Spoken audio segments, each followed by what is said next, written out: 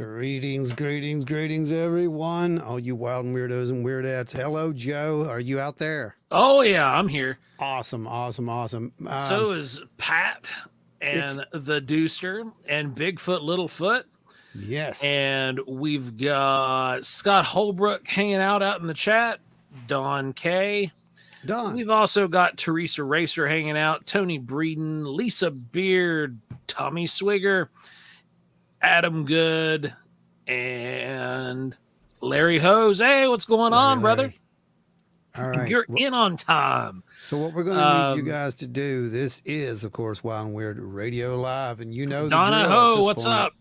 Let's start sharing it out. Let's start getting some, thumbs up out there and whatnot as well. Likes, shares, all that stuff. We have a pretty big show, and we have some fresh news that'll be coming down. Yes, Joe, throw that up there. Absolutely. Subscribe if you have not. Absolutely, guys. Man, oh man, what Nancy, Ada, wow, what a crew. Look at this, man. Pat's throwing UFOs. This is awesome. Dale Ty, how you doing? Hey, Dale, welcome. Anita Allen's in the house. Hey, Anita. we nice to see you this week. Anita. Where is Adam? Is he here? Yeah, Adam's in the house. All right, good. That's good. Well, we've got all kinds of stuff going on, and a little bit later on, we're going to have somebody come on, and that's going to be fun too. But man, Larry got him a new job, and he will never be late again. That is fantastic, man. Really? Milton Pope finally made it at the start. You did. Milton, you did it. Congratulations. So, do you see how much people have to like this stuff? They get new jobs, Joe, just so they can come watch the show. That's amazing. You guys are dedicated people, and we in honor of Larry's new job.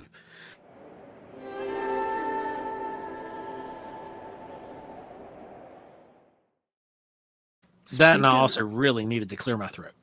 Speaking of which, there is a very special one of those that'll be popping up here tonight if we hit our magic number, and it's special. It's very special. Would you say it's special? Oh yeah, it's special. It's extremely special. And so Fishbelly's in the house. Hey, Fishbelly. So yeah, we'll see if you guys can unlock that later on. Speaking of unlocks, boy, these guys unlocked it. So let's roll that incredible footage at the bottom of this thing and thank everybody. Alrighty. Wrong one. There it is. This show is brought to you by your super chatters: Adam Good, Teresa of Teresa's Haunted History of the Tri-State, Dewey Edwards, Spooky Appalachia, Larry Hose, Guitar Chains Craig, Travis Orednick.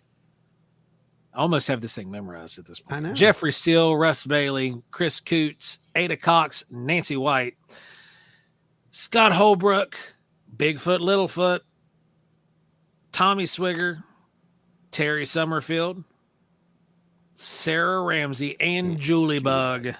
That is going to wrap it up. Thank you guys for your continued support of Wild and Weird Radio and keeping it free for eons and eons to come, and funding other wacky exploits that you're going to be seeing us getting into later. Wacky exploits, yes, indeed. I don't know. They're not all wacky, actually.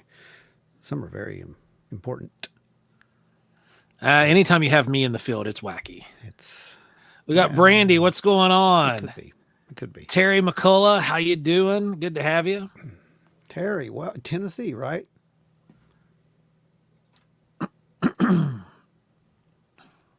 That's good.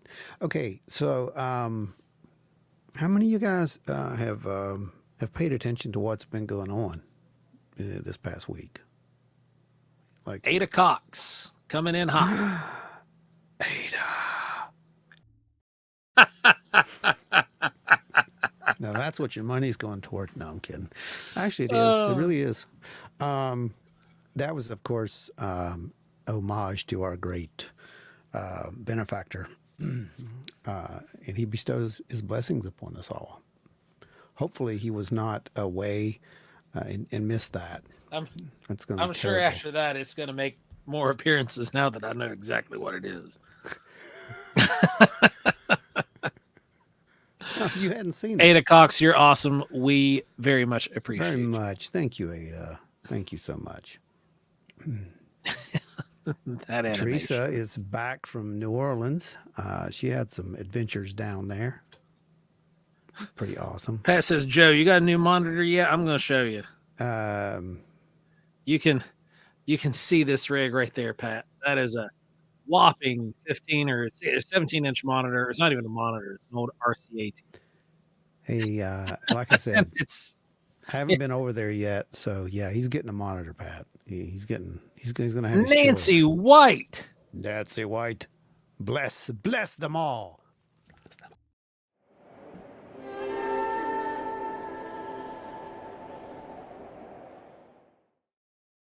Oh boy.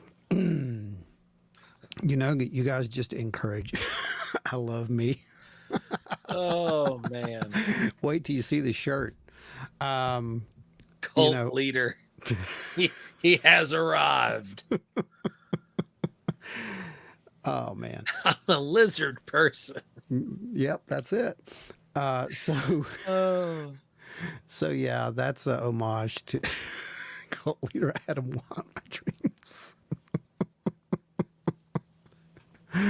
Like I said, you guys, Nancy, you're awesome. We love you. let's for you folks who are absolutely new to the show and have no idea what in the God's green earth you just watched. This is the fun part of the show because we're serious on the podcast, and this is our steam release. Basically, this is our release valve, pressure release. Especially after this week's show, it's a downer. And you guys are going to get to experience tomorrow during the live showing how quickly my beard grows. Yeah, it's pretty crazy. I'll tell you what, tomorrow, you don't want to miss tomorrow for real. It's very, especially after what happened today. Yeah. It is very important that anyone who even cares remotely about, disclosure or any of that, the UAP subject in general and the truth. You're going to want to watch that because, and we're going to talk about that in a little bit too, because, the word just came down there today that there were some things done, and we're going to go over that list here in just a little bit, what we can expect. And then you're going to watch tomorrow and see what we predicted would happen if this happened. Yep. It's going to be... we were kind of ahead of the thing. Yeah. This is like the bad part about recording episodes in advance. Yeah. The way we do and the way most podcasts do, because often, especially us, we have a tendency to predict how things are going to roll. Yeah. And what it looks like half the time is that we are just riding right on the hot edge of what just happened. But usually it has occurred a few days before the actual news breaks. CJ Boker just asked, do you think the government already has a body of Bigfoot, but it's not telling us? I have mixed feeling about it. I have mixed feeling about that what? too. At this point, yes, CJ. At this point, I do. If you'd asked me that about 2 weeks ago, I'd have said no. Yeah. Absolutely not. But yeah, I do. And honestly, like Ron said a few weeks ago, I was kind of on the no fence, and I'm a Bigfoot guy. Clearly, you can kind of see it all. I just thought you liked feet. Yeah, I could just have a weird star Weirdo. jelly and feet fetish. You never know. You're just a But weirdo. we're being told that there's non-human intelligence biologics that have been recovered. And at this point, I'm just kind of like, what else do you guys have that you're not telling us? So I don't know. I'm kind of on the fence with you, CJ. I'm got mixed feelings. Not sure. Yeah. Well, like I said, at this point, Yeah, we're good here so far. Brandy's on the edge the of her seat. Scoot back a little bit. Don't want you Don't to fall off. It's like, you'll fall off the edge. Anita Allen told you I had a feeling about this week. Yeah. Yeah. So in a response to that question, Brandy says, I think so. Tommy says, definitely. Ada says, yes, they do. Milton Pope says, yes, they do. And they got a dog man too. He also says, folks forget that government is not your, I'm going to insert friend here. Then I agree. Fishbelly says, smart money. Government knows way more on these subjects than we do. Agreed. Hey, Hey, yeah, I was it right. friend. I was right. And that's great. then Pat says, Puppy Dude is a government experiment that has escaped it. Dude, you know that's actually That's like actually one a of the theory. prevailing theories. That's actually a theory, Pat. Yeah. Yeah, That is with the actual dogman thing, not the werewolf, because there's apparently a line drawn. With some folks, I personally don't know where to even draw that line. And if I tried to draw that line, it would like a squiggle when it comes to the dogman and werewolf stuff. Dogman. Oh, geez. And there were a lot of people that thought that Mothman was a government experiment. That's right. That escaped too. Well, that's absolutely true. There's a lot of people who believe that. Yeah. Yeah. So, guys, we're going to talk about some stuff, but as always, ask your questions, throw out your comments and whatnot. And oh, look, the men in black are here to heckle Buddy, us. that's crazy. Mr. Foot doesn't even work here. Agent John Stone has showed up. I guess it's close to Christmas, so it's that time of year. Did you send our guest here in a moment a link? Oh, do you know that's a good idea? I got it. Yeah. There you go. I told him we'll come in about 8:30 or so. We're gonna have a special guest. And this is a guest who's actually been in the field and does stuff. So and been on the show before. So you can throw the dice and you'll figure it out. Someday when you want to hear about werewolves, let me know. I got stories. Yeah, I can recall, especially from a lot of that documentation you were sending when we were doing the Dogman episode and working on the study for that. So much appreciated. Yeah. So, you guys know that we had some after the past couple of weeks. We've had a lot of people sending in a lot of sightings. Just to let you guys know. Have. And huge thank you to everybody who's done that. And as always, we made that very easy for you. All you got to do is just go over there and hit the report of sightings tab and then just follow the instructions. It's pretty simple. The Fob Daddy has joined the chat. The Fob Daddy's here. All right. Hey, Ike. Hey. Ike wants to know if Teresa had any fun in New Orleans. Well, of course she had fun in New Orleans. It's New Orleans. The haunted lady, of course. It's New Orleans. Fun. There are ghosts everywhere, I hear. I've never been there. I don't know. The only time I was there, I jabbed a freaking what'd you do? It was about a 20 pound, 12-foot flagstaff through my shoe and broke the outside part of my foot. It was bleeding all over the place. Normal? It was great. My DNA was all over the parade grounds and parade area for the Mardi Gras parade. Why can't you do anything normal? I mean, I wish no normal. I wish I could. Went down. I did some whatever. I had some fun. Hit all the restaurants and bars, but no. Right, that'd be great. Not you. Terry McCullough said, imagine the financial hit to the forestry companies if they announced a rare North American wood-dwelling haunt. Exactly right. And that's been one of the working concepts behind the government knows about Bigfoot. That's an interesting concept. Is the forestry stuff. Teresa, absolutely. Never found the Rougarou, though. Rougarou, Dogman, werewolf. Now, Teresa, when you are looking into the Rougarou stuff, like, is it as muddy as what it seemed like?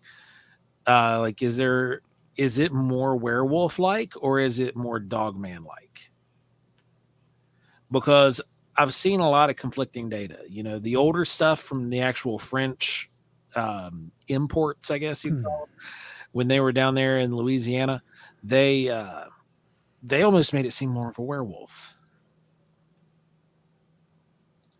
Teresa says she's also left a blood sacrifice. Oh in my St. Louis gosh. What is wrong with you people? What in the world is wrong with you people? I swear. Tommy says, does anyone else feel like the government is at war with each other and with disclosure itself? is a way to shield their battles and throw us off guard? With itself, is that what you're going to say? Because yeah, that's what I feel. But we've already said that. We said that there's like a, there's a secret battle going on within, these Lisa groups. says, something to think about when you have time. It's pretty well known in the area that if you live near a power plant, you have a higher chance of developing some type of cancer. Lisa, this is why. Yeah, I mean, that was one of the things that did live under power lines. It's those nice little, positive rays of hope that people send us. Speaking of rays of hope, it's My Brandon. God, it's Huzzah! Brandon. He's back. I made it. Ladies and gentlemen, just to let you know, Brandon There we go. disappears on us in the in tomorrow night's episode. Just halfway through, he gets abducted. I just want The to. MIB may or may not snag him. I don't know. They could have. They like to deny it all the time, but But yeah, he totally disappeared during. Brandon's not during the show. dead. That's right. Nope. The he's FBI not. virus. That's what got He's me. not.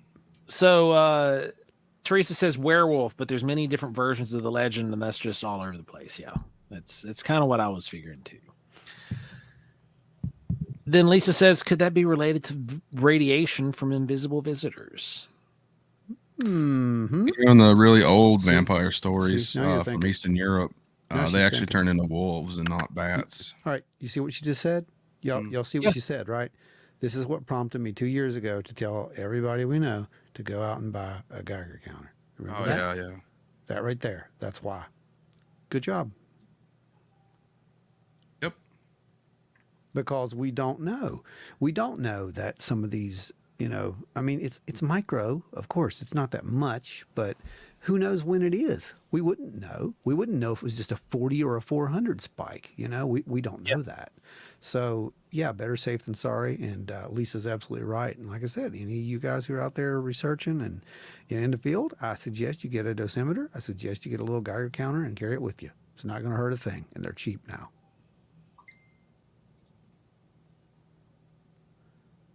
Okay, so Well, you ready to bring up the special guest? what do we got? 20 minutes. You know what? Really quick, let's address the issue first, and then we'll bring him on because I want to hear his words. I want to hear his thoughts on some of these words that we're going to be talking about too. And you know what? We might just read the whole list when he's on here. That's how we'll do it. So, you guys do know that today or tonight, I guess, they're going to release the defense budget bill, basically, right? Mm-hmm. Okay. Yep. And we know that in that bill there was wording, there was several amendments that were placed in that would possibly give us what some have called disclosure, Mm-hmm. right? Yep. Yeah. Some of it was very lengthy, very well thought out, but lengthy. And some of it was just really quick, like, we want it now. So they both had their pros and cons. There were things that were good and things that were bad with them. Mm-hmm. But somewhere during the negotiations of this, it would appear that a lot of it got cut out. And tomorrow night, we'll be talking, like I said, about, the implications of that, because This is basically the opposite of the government trimming the fat.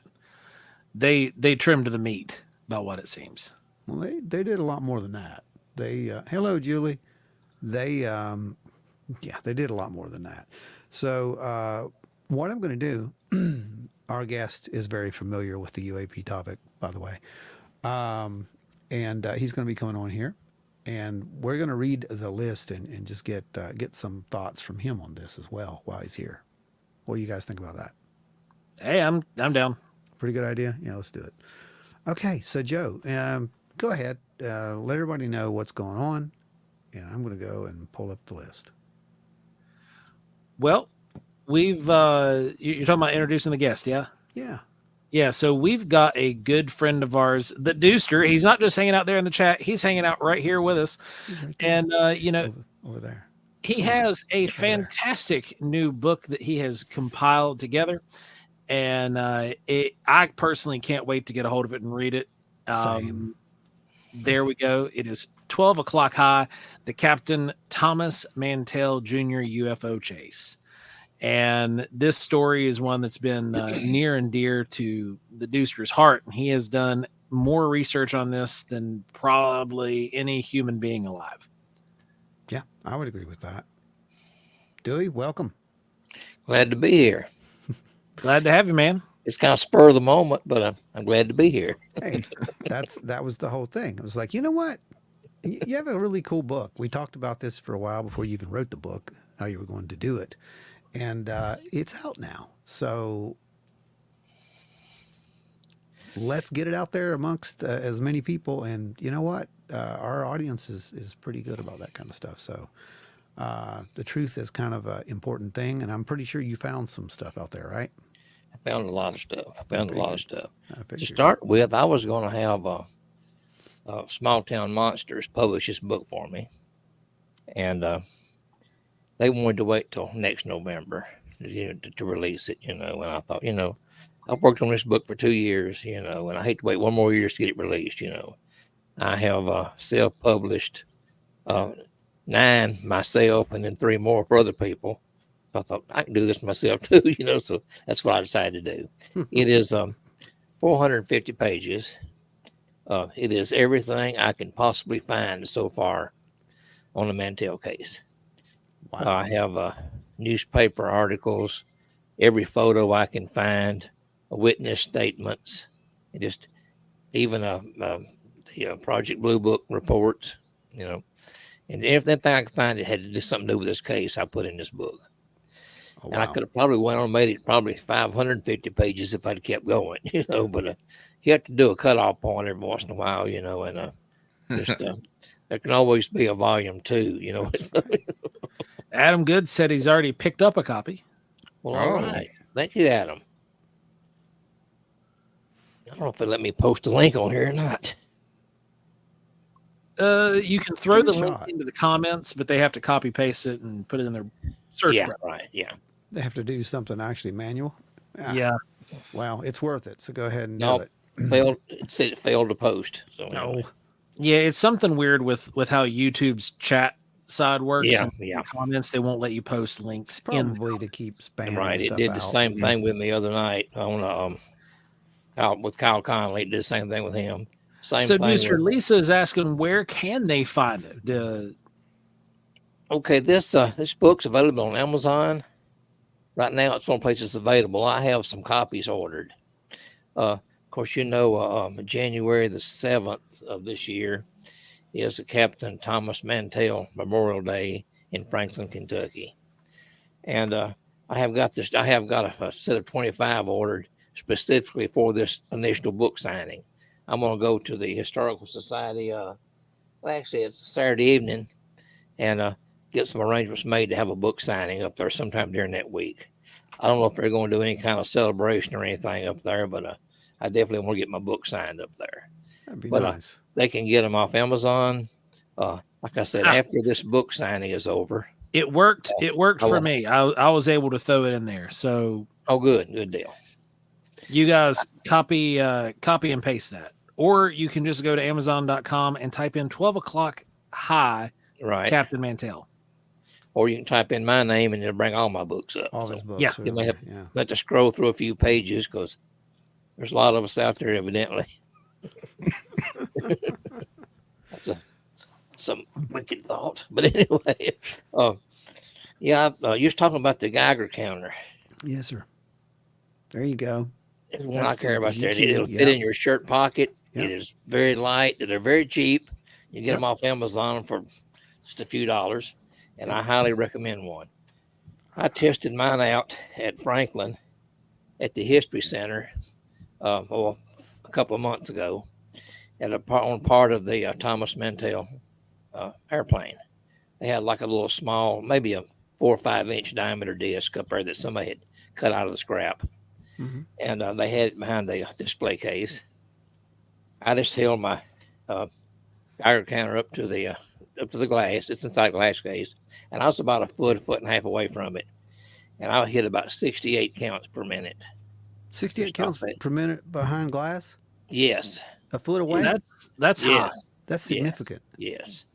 And it kind of led me to think, hey, there's something going on here, This thing didn't pick up radioactivity, just on its own. Something had to be close by, something radioactive to get that. Yes. Anyway, it's not real dangerous, but it's enough that it warrants some looking into. Well, we know Or that there's some really bad wiring nearby. No, it has nothing to do with wiring. That's Now an EMF field would pick up wiring, but your Geiger counter is not, or a dosimeter will not pick up. Oh, okay. It's just ionizing radiation. So we know it's not beta. Or alpha particles. Sorry, it's not alpha particles. It has to be because beta it wouldn't or penetrate gamma. glass. Yeah, We went to the crash site. Billy Wilkerson and I. He runs the ground penetrating radar, and we did analysis on the crash site a few weeks ago. And the highest reading I got there was about a 30, and it was landing on top of the ground where we determined the crash site was. But it's 3 feet underground. The metal detector told us it was 3 feet below. So we're going to do a archaeological dig. Yeah. The landowners agreed to let us dig the site up. Oh, I made up a couple of sifter boxes. We're going to use those. We just got to wait until we can get everybody together. Yeah. It's hard to coordinate. Yeah. Billy wants and I'd love to have them there too, the Mantell brothers. I'd love for them to be there at the time. We also want Seth to be there and film it for the documentary. And but it's hard to get everybody. Yeah. One of the Mantell brothers is a school teacher. And he's only getting get out of school, during like I said, the Thanksgiving break and Christmas break. And but everybody's got so much going on around Christmas time, So it may be spring break before we actually get around to getting this done, which is probably a better time of the year to do it because the ground's going to be froze or whatever, and if it's going to be wet and muddy, it's going to be hard to do anything with. So we promised we wouldn't tear the ground up too awful bad, and we would work it back down and reseed it when we got done, So. Now, Dewey, They were. I'm glad they agreed to let us do that. It's great. It's awesome. But you remember what happened in Aurora, Texas, when they found out? Yeah. You know where I'm going with this thing. Yeah. About the contaminated well. Yeah. So I saw the pictures of that guy's hands. They didn't look good at all. But so I guess the landowners are aware of, possibilities of. Right. Yeah. Okay, cool. Yeah. Well, hopefully you guys can get in there and get it done because, man, I'm telling you, that's awesome. And what you told me. It really is. I want one little small piece of that plane. I don't care if it's a rivet, if it's a shard of glass from a cockpit, or a little small scrap of aluminum. I would almost take your dosimeter out and walk the field. And when you get a ping from the dosimeter, start digging there. Yeah. Right. Now we went out there with Pat had asked. One second. Pat had asked to get a link to a good Geiger counter. Yeah. I put in a link to a good one and a link to an affordable one in the chat for everybody. So if you guys want to go and search those while you're picking up Dewey's book from Amazon, there you go. You got it. That would work. Yeah. Go ahead, Dewey. Oh, so the book starts out with I did a lot of genealogy work too. Like I said, Captain Mantell, he grew on me. I'm not gonna lie to it. I got attached to him, very well. The first time I went to the crash site, it was very, very emotional for me. In fact, I just parked there beside the road and cried like a baby for a few minutes. I couldn't help it. It was all over me. But it started out doing the genealogy on his family. His grandfather and father both were World War I veterans. Both served in the Army in World War I. Then he served in World War II. he actually flew a C-47 Skytrain over Normandy on D-Day. Oh, wow. His plane got shot all to pieces. He was in. He was Mhm. trying to tow. They were towing gliders and releasing the gliders over the drop zone. Mhm. And he got hit by enemy fire. He took off a partial. One with the left wing was almost completely destroyed on the plane. He took a shot to the tail section of the plane, and it sheared off 4 cables controlling the back end of the plane, and the plane caught on fire. So there he is flying this plane, towing this glider full of soldiers and equipment. He's got a fire to contend with. He can't control the back end of the plane. He got some mechanic trying to get it fixed, and he's knowing all the time this glider is actually helping him control this plane because of the drag of it, Mm. And he's wondering what's going to happen, when he does release this plane. Is he going to be able to even keep his plane in the air when he drops the glider? But anyway, he did. He dropped the glider. He went back to base and had a little bit of difficulty landing, but they said he'd done an outstanding job with no way to control the plane. They had Wow. planes parked on both sides of the runway in case they needed to take off. And he don't reckon he hit a plane off when he come down. He landed on the runway and landed. They come out and inspected the plane and declared it unflyable. Said it was just tore up so bad, there's no way he'd ever fly again, I don't know how he even got it back to base. But he earned the Distinguished Flying Cross for that. And several other, he got 8 or 9 more accommodations and medals. Wow. But anyway, after the war was over, he came back home to Kentucky. And speaking of Kentucky, I will tell you this first. It's ironic that his plane crashed in Franklin, Kentucky. That's where he was born. He didn't live there.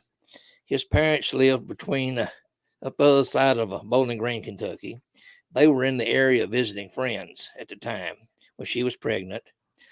She went into labor, and the closest hospital was Franklin, Kentucky, at the Southern Kentucky Sanitarium. So that's where he took her. And the next morning, Captain Mantell was born. Then they went back home. Like I said, he was born in Franklin, and he died in Franklin, but he never lived there. It's kind of odd. It's kind of ironic. Mhm. But anyway, he got out of the war, came back home, and he loved to fly. He wanted to fly some kind of a fighter jet when he was instead of doing the C-47, but his legs were too long. So he was 6 foot tall and weighed 190 pounds. And he said he opened his own flight school in Louisville, Kentucky, and he had a little flying service and a flight school, and that wasn't really enough. He was getting a little flying in, but not as much as he wanted. And he had loved flying ever since he was born, I guess. They said he had model planes hanging off the ceiling of his house, of his room, things like that. But anyway, when the Kentucky Air National Guard formed, he was one of the first ones to join. And he finally got to fly every American boy's dream, the P-51D Mustang. And that plane was top of the cream at that time. That aircraft is It's still still- slick to this day. Yes, yes. I had the privilege of taking care of one, and I was one of the maintainers for it. That was in a Oh, museum, man. but we had to do routine maintenance on them, even though they're in museum care. And Right. it was always looked forward to when I got to go out and comb over the P-51 and crawl all around it, and it was a good time. Was it They're actually surprisingly easy to move with just 2 people. well, I can imagine. It's unreal how easy you can move that aircraft. Wow. Was it a B, C, or a D? Do you know? It was an A. It was an A. He was flying a D. The big difference, I think the only difference in the D and the earlier models, the D had 6 machine guns, 50 caliber machine guns, 3 in each wing, where I think the C only had 2 in each wing. I think they increased the capacity of the magazine and all, more shells. It had the D had the Hewlett Packard Rolls Royce Hewlett Packard Packard Rolls Royce engine, V12 Merlin engine, and I think we got some notes here. It developed. It was a 649 cubic inch V12. It was one of the best piston engines ever built. It would develop 1,695 horsepower at 3,000 RPM, and I mean it had dual superchargers. I mean it was a fantastic machine. It would do 400, I think about 450 mile per hour in roundabout, something like that. And yeah, Julie Bug, you are correct. The Ford Mustang was actually named not after the horse, named after this airplane. Huh. I'm glad you brought that up. I forgot to mention that. But anyway,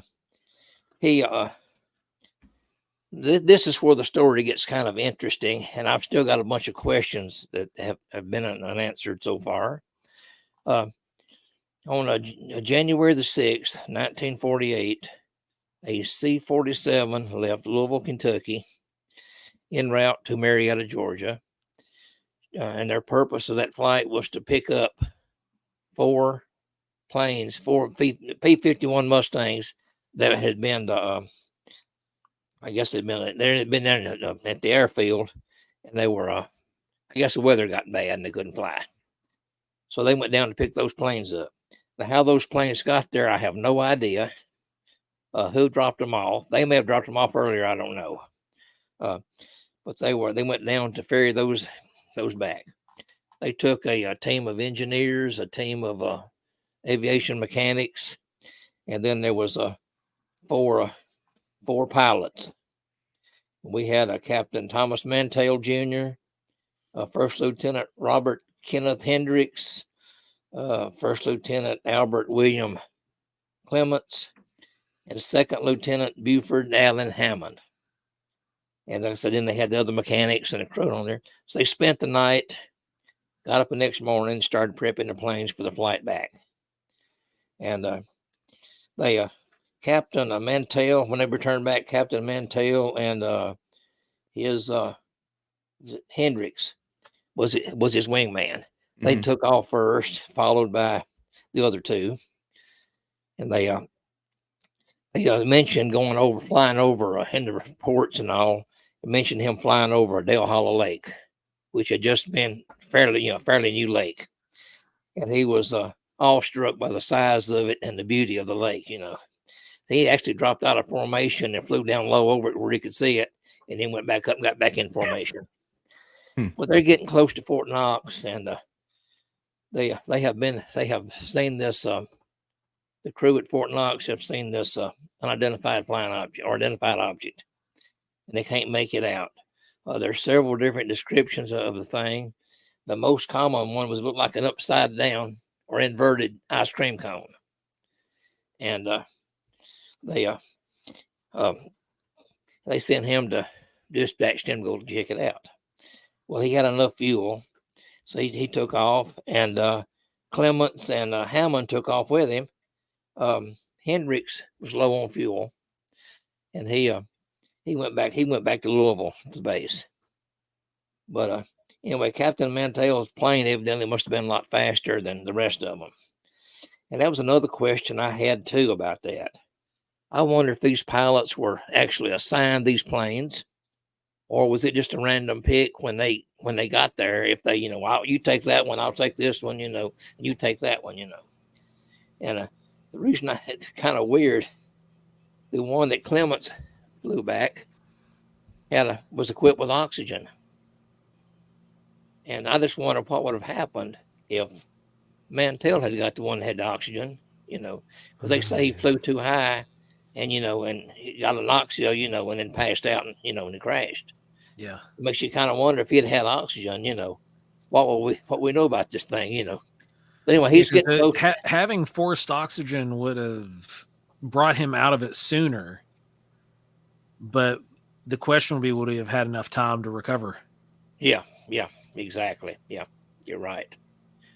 But it's anyway. He's trying to catch this thing, and he's out this, and he's just flying it off and leaving the rest of them.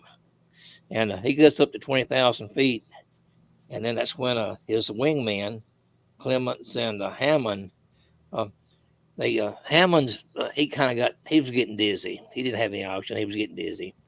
He dropped back down, and Clements escorted him back to the base. That's another question I had too. Is we don't have any recordings on what actually the conversation took place between the pilot and the control tower. We have bits and pieces of what they say may have been said. I don't know if he sent those back to get ammunition. You know, it was peacetime, and we don't know if the planes even had ammunition or not. He did call back to the control tower and ask for hot guns, which was permission to actually fire on this thing if he needed to. Oh, look at that! It's a pretty fur baby you got there, Brandon. Anyway, he outdistanced the rest of them. He goes up 25,000 feet. The rest of them already dropped off. They can't go that high. And then one of his conversations was, "Oh my God, I see people in this thing." You know, he's describing how large it is. It's metallic. It's large. You know, and then that's about the last conversation we got from him. So anyway, next thing we know, he's evidently he goes up too high, passes out, leans over the controls. Leaned over the controls. He went into a deep dive, and the witnesses said they heard the plane. It was screaming on the way down to the ground, and they said it was wide open. It was screaming, and then they say it exploded. Every newspaper article I have read said the plane exploded. The plane did not explode. One of two things happened. Either he hit Mach 1 on the way down, and what they heard was a sonic boom.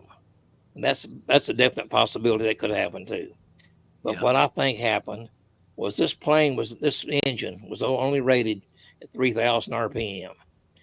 He's up at 30,000 feet where the air's thin. He's coming down wide open, full throttle. This engine over revs on the way down, and actually the engine blows up. The engine, I got proof the engine was not running when he hit the ground, because there's this prop has 4 blades on it, all attached to the hub.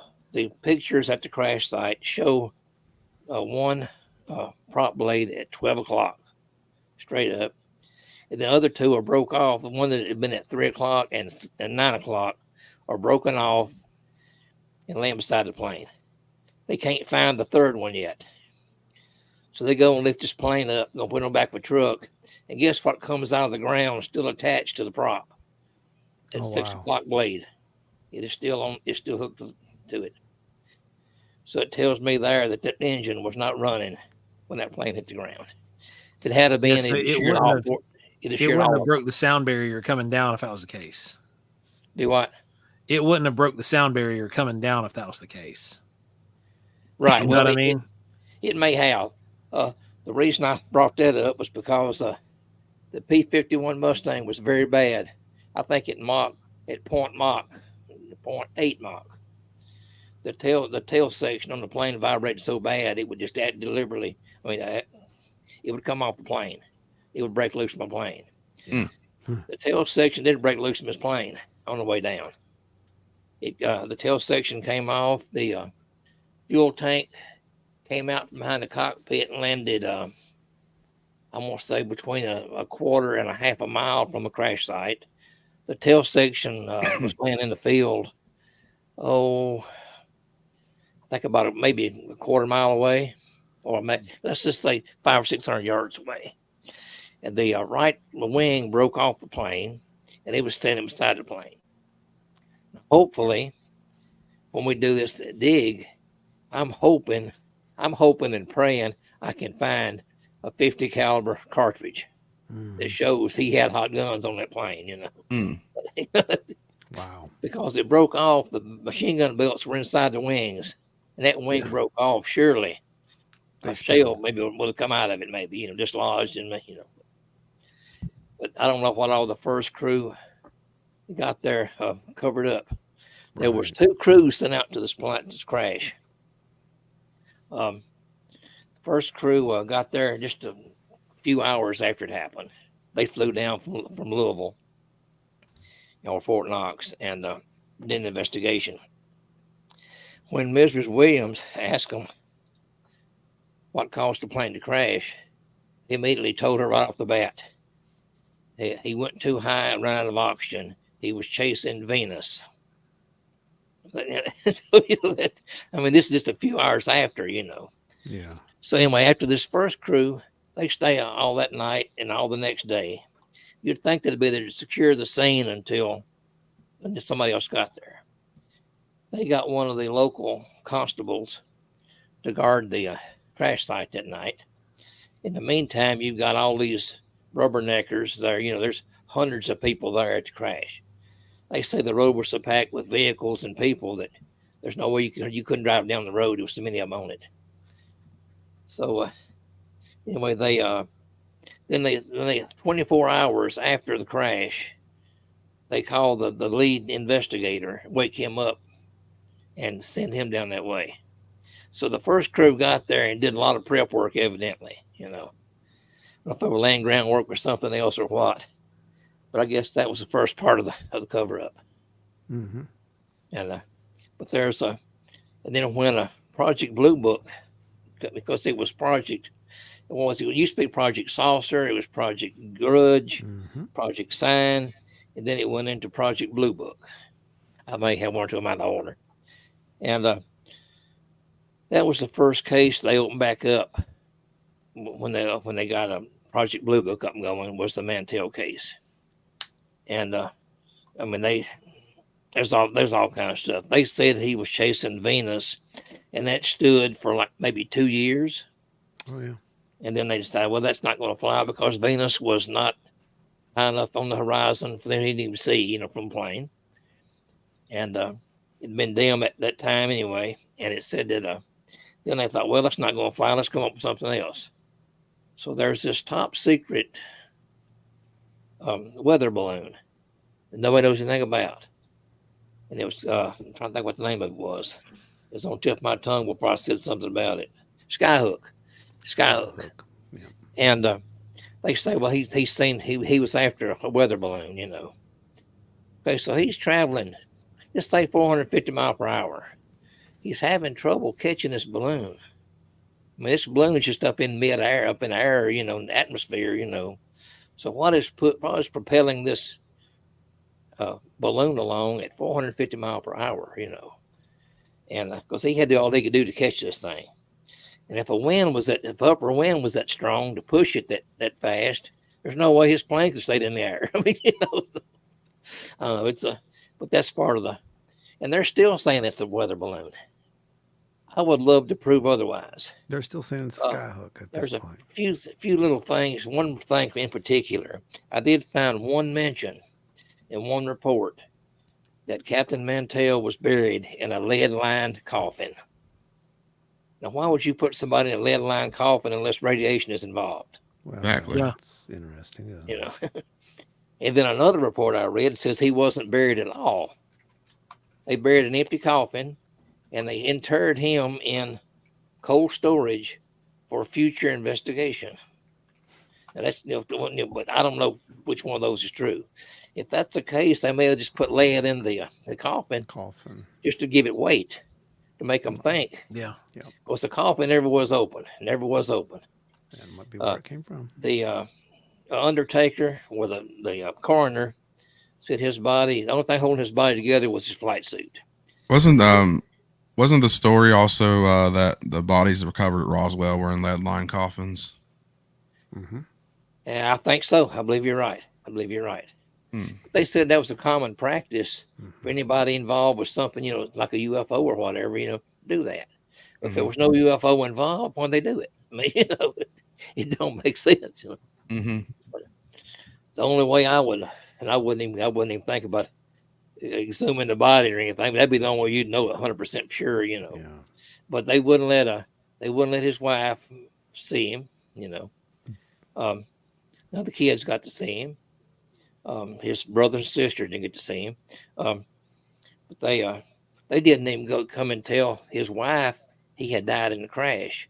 The government didn't. She found out from neighbors down the street, or how they heard it, I don't know. Wow. But they found out about it and went and told her, and ask about him or something. You know, she didn't know he'd even crashed. You know, but that was heartbreaking for me. I mean, just to do something like that, to a hero like that. Yeah, that's pretty crazy. But anyway, like I said, I've got several eyewitness reports, that watched it in a crash. One of them was 4 years old at the time, and one of them was 7.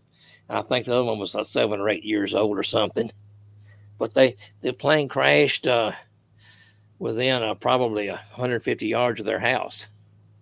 They actually heard it coming down and said the metal from the plane was hitting their roof, just sounded like a hailstorm, Oh, So, wow. So we went there with the ground penetrating radar. The reports did state that once they got the plane up and they just pushed everything in a pile they didn't want to carry with them and covered it up with a bulldozer, they loaded the plane up on the back of I guess a 6x6 probably, and took off across the field with it and got stuck. They take a dozer to push them out. They had to cut a section of fence out and cut a few trees down in the fence row to get the trucks out. And we found we're 99.9% sure this is where the hole is where this crash was at. You can look directly, I guess it'd be due probably east probably. There is you can tell where the fence has new growth. The old trees have been cut down and there's new growth coming up. And I walked down to the fence, and the regular farm woven wire fence had been cut out, and they replaced it with these heavy duty hog panels. They put these like 8-foot or 10-foot panels. But anyway, they've been replaced. So we know exactly where they went out from the crash site to the road. The ground penetrating radar actually picked up the ruts that the trucks left coming out of there. So I thought that was pretty neat, That So, is. and they're directly in line where they cut the fence out, where the ruts are at, and it leads right straight up to where we're pretty sure where it is. We took metal detectors up there, and it wasn't no time. We had probably 150 or 200 flags, put out, and most of them were down close to where we, know where the plane crashed, where it landed at. But there were some further up on the hill, a little bit, so. And if it was throwing that much metal when it was spinning coming down, it's going to be everywhere. So Yeah, I can't wait to get back out there, and do a little more investigating that. Yeah, it's a debris field, so you should be able to find. Yeah. It's hard to tell what's out there, buddy. The tail section never was picked up. They found it, and they just never did take it back with them for some reason. One report said, I looked for months to try to figure out where this plane went. Ask everybody, and I even talked to Raymond about it. He was at Wright-Patterson. Yeah, and so he didn't know anything about it. But I finally found a report that said that the engine was taken to Wright-Patterson. And I don't know why they wouldn't take the engine. I guess the engine was probably the biggest part of the plane left, probably more than likely, because one wing had already broke off. And they may have broke the other wing off the plane when they put it on the truck, or house when it had been a house where they got it there. Yeah. So they may have, but anyway, they. Hey Dewey, are you going to take some? And I'm pretty sure what scraps of the plane was there too. Are you going to try some dowsing rods out there and see what happens? I went out there before. I didn't carry them with me. I have me a brand new pair made up. I want to go out there with and try them out. But I'm building these too. These dowsing rods. They have a swivel handle on them. There's no way you can control. I mean, they're on their own. You can't force them to do anything. I'm gonna carry those up there. We're gonna set up we're gonna set up 3 cameras. I'm gonna set 2 of my video cameras up, and Billy's gonna set one of his up the whole time we're doing this dig, and where we can have it well documented. We have got it kind of flagged off and everything, and made measurements and everything where we want to start our dig at, but we just gotta wait to get everybody together to do it. Yeah, it's that's a The major logistics undertaking. on that have got to be nuts. Oh yeah, it is. But A anyway, lot like I of said, I've got the Project Blue Book, all the papers I could find on that. They're in the book. Oh gosh. Like I said, every photograph I could find, from he was a child. I even happened to find a picture of the hospital he was born in, which is no longer there. I've got pictures of him and his children. What was And the he most had interesting thing you found out from researching? the most interesting thing was, like I said, I was talking about the lead line coffin, Mm-hmm. and I even went up and talked to the coroner, Franklin, about it. He wasn't the one that was there, but he's the coroner now. The funeral home director was the coroner there, and they've changed hands since then. I talked to him, and he didn't have any insight into it. He could, and he couldn't find any paperwork. I was hoping I could find maybe a autopsy report, maybe, or something, maybe, but evidently it don't exist. Evidently, he said, well, maybe they did it somewhere else. I said, well, most time we do an autopsy is done on the scene, or somewhere close by, in the county that it occurred in. But I don't know. Being it's the military, they may have did their own. I don't know. They might have done it all the way at right, Pat. But that and the lead line coffin and the other deal about him being, not being interred, in the coffin was kind of a lot of interesting things. I did a lot of research on the P-51D Mustang. I've got all the specs spreader in there, all the pictures I can find. I've even got a picture of this plane when it was stationed over in England, this very same plane. Oh, wow. It was I even got the guy's name that flew it, what missions it went on, and everything before Wow. Captain Mantell got a hold of it. So, I mean, it's a lot of stuff about this. Yeah, that's cool. lot of research. A lot of research. I sit here at this computer, and I wore my computer out just about, and I had to replace my keyboard. I couldn't even see the letters on my keyboard anymore. And I have to look. I can't, I can't look off and type. You never know what I'm gonna spell, Yeah, I know the feeling. But But that's amazing. I mean, you really went full out with it, and you found some stuff. And what's amazing about these cases to me is that they occurred, and the funny thing is, it's not hard to cover these things up because no one really cares. All they got to do is go in there and just be like, it was this. These people believe that. They're like, it's nothing. So yeah, they don't care. At that point, it's over. And then, 50 years pass, 60 years pass, and then all of a sudden people start trying to figure it out. Well, it's too late now. It's too late because no one recorded those notes. No one went out and said, and that's why it's important to report all those sightings. They have a big thick file at the History Center in Simpson County, Franklin, and I've been going up there making a few copies here and there, or making photographs on my phone, and all that kind of stuff. And I got to look, and it's a pretty thick file. And I got to look, and I said, how much would it cost me to get this whole file just copied? Just, copy every page in it, I don't care if it's duplicates or whatever, just copy everything in it. And well, let me do some figuring. We'll let you know. Of course, I'm a member of the Historical Society up there too. And he come back later on. He says, "I tell you what," says, "we can scan them and put them on a jump drive for you, and that way you can have them on your computer anytime you need them." So I have the whole complete Mantell file on my computer over here. The whole thing, and I have referred to it. I mean, hundreds and hundreds of times. But it's got all kind of stuff. They even come out with somebody had a comic book on it at one time. And I'm going to try to get back up there. And he just copied the front of it and the back. And I'm going to go up there and copy get the whole thing scanned. get that back in there. But in fact, I'm going That's up there pretty Saturday. awesome. So hopefully, I Yeah, can get that everything is. worked out for a book signing, maybe. And Well, you got to let us know when they you're have a piece doing of his it. plane up there. They have a pretty large model of his plane hanging from the ceiling. They got a picture of the cockpit, and they got a lot of stuff up there. That is pretty A lot cool. of stuff. Well, if you ever nail down a date and can get it, put in concrete, get it out to us, and we'll definitely promote it for you. Oh yeah, Oh, definitely. hopefully. Yeah, I want to do it sometime during the week that the anniversary of his crash. Yeah.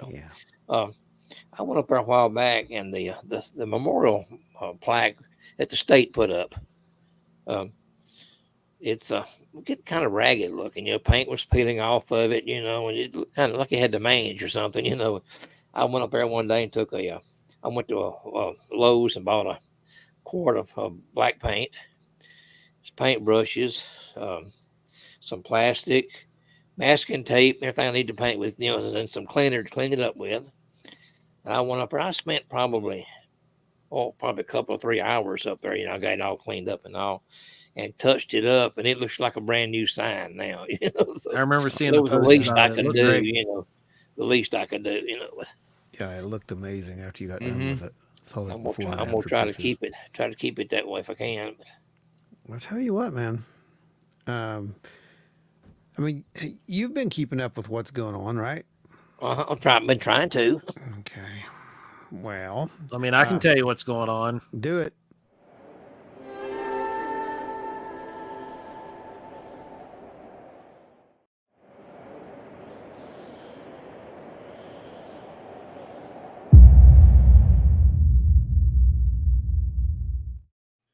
Those That are was a fun. new one. Those are always fun to do. Those are always Thanks, fun. Lisa. You're awesome. Yeah. So, yeah. So there was this great promise of these forthcoming disclosure revelations, right? Hmm.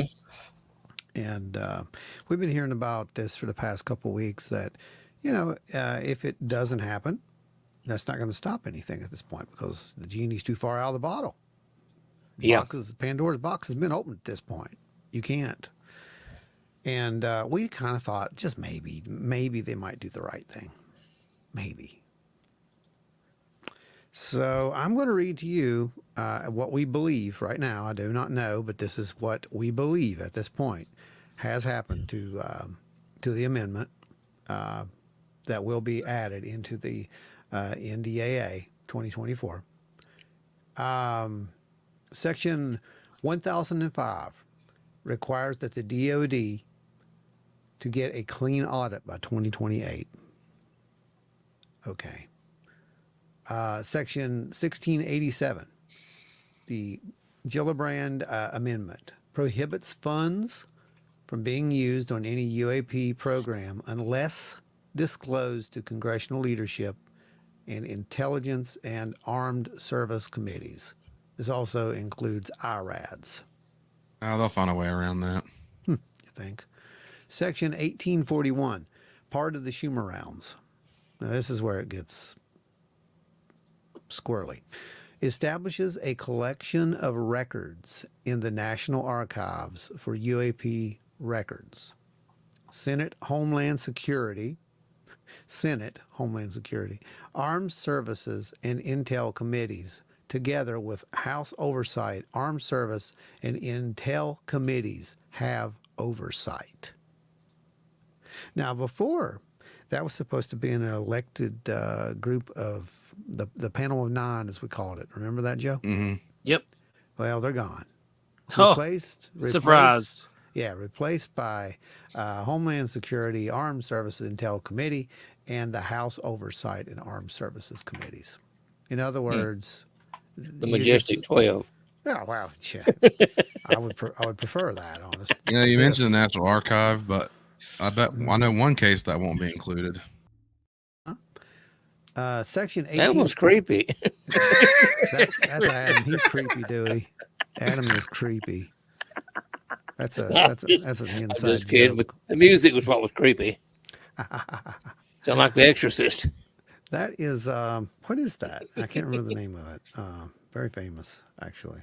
Yeah, Can't- thankfully that is on public record and or public access. We can use it for free. yeah, I can't remember the name of it. It's a very famous. It's very popular.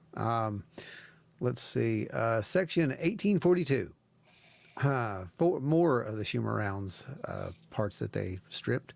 Each government office holding UAP records must identify all UAP records and send them to the National Archives. Gee, I wonder why. There is no review board.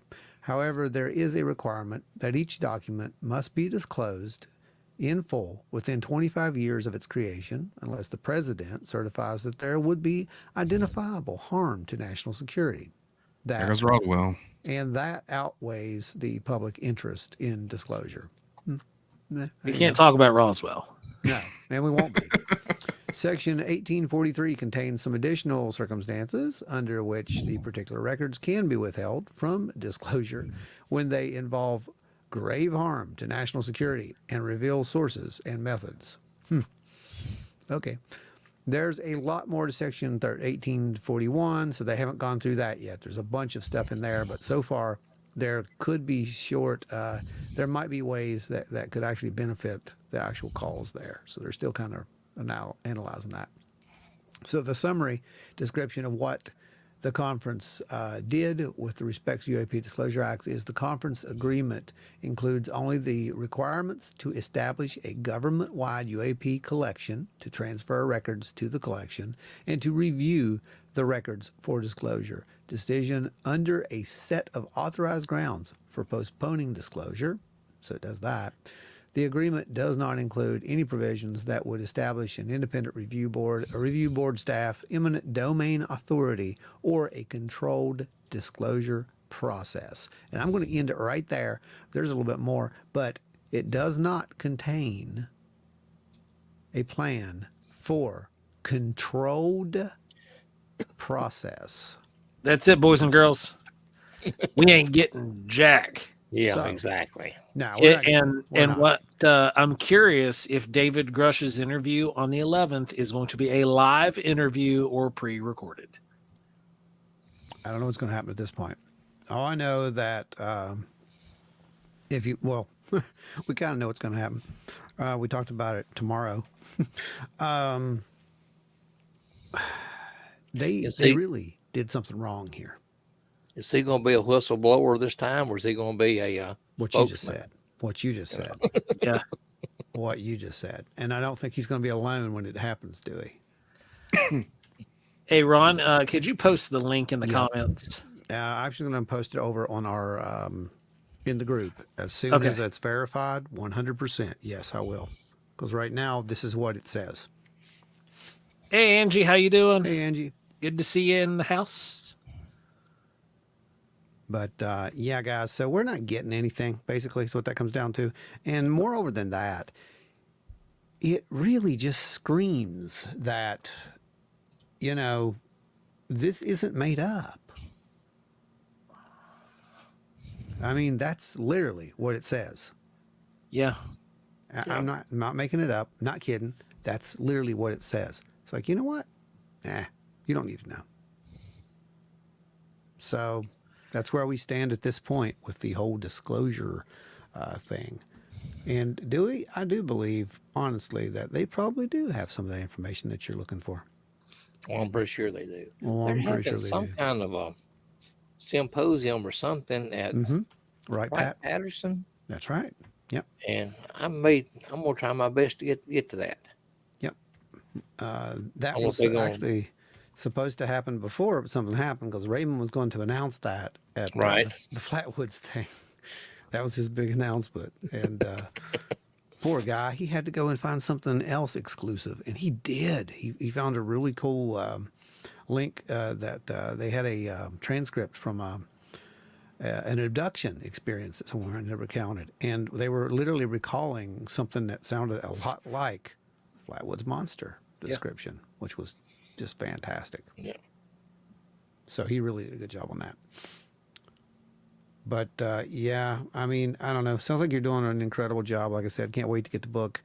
Um, dude, there's just a lot going on. There's so much going on at this point.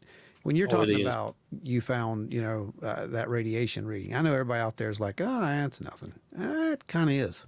Yes, Kind it of is is. something. Yes, yes. Kind of is something. And if here's why I know it's something. I know the model he's got. I know what it can and can't do. I know its detection range.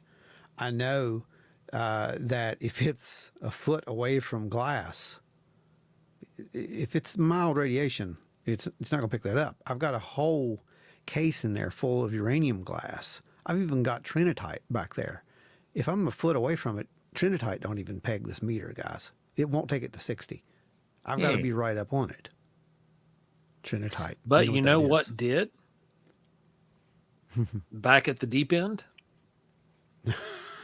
Yeah, I do. Yeah, I do. And we have that documented as well. Yeah. That compass. That compass was insane. Yeah. I believe that compass would have went through a lot of glass, Joe. Honestly. Oh, probably. But what Dewey's describing is a little piece of metal. Yeah. Yeah. There should be a piece That of the fuselage. shouldn't. That should not. Right. It's about a 6-inch, almost a circle, just about. Shouldn't happen. If that big, 5 or 6-inch circle.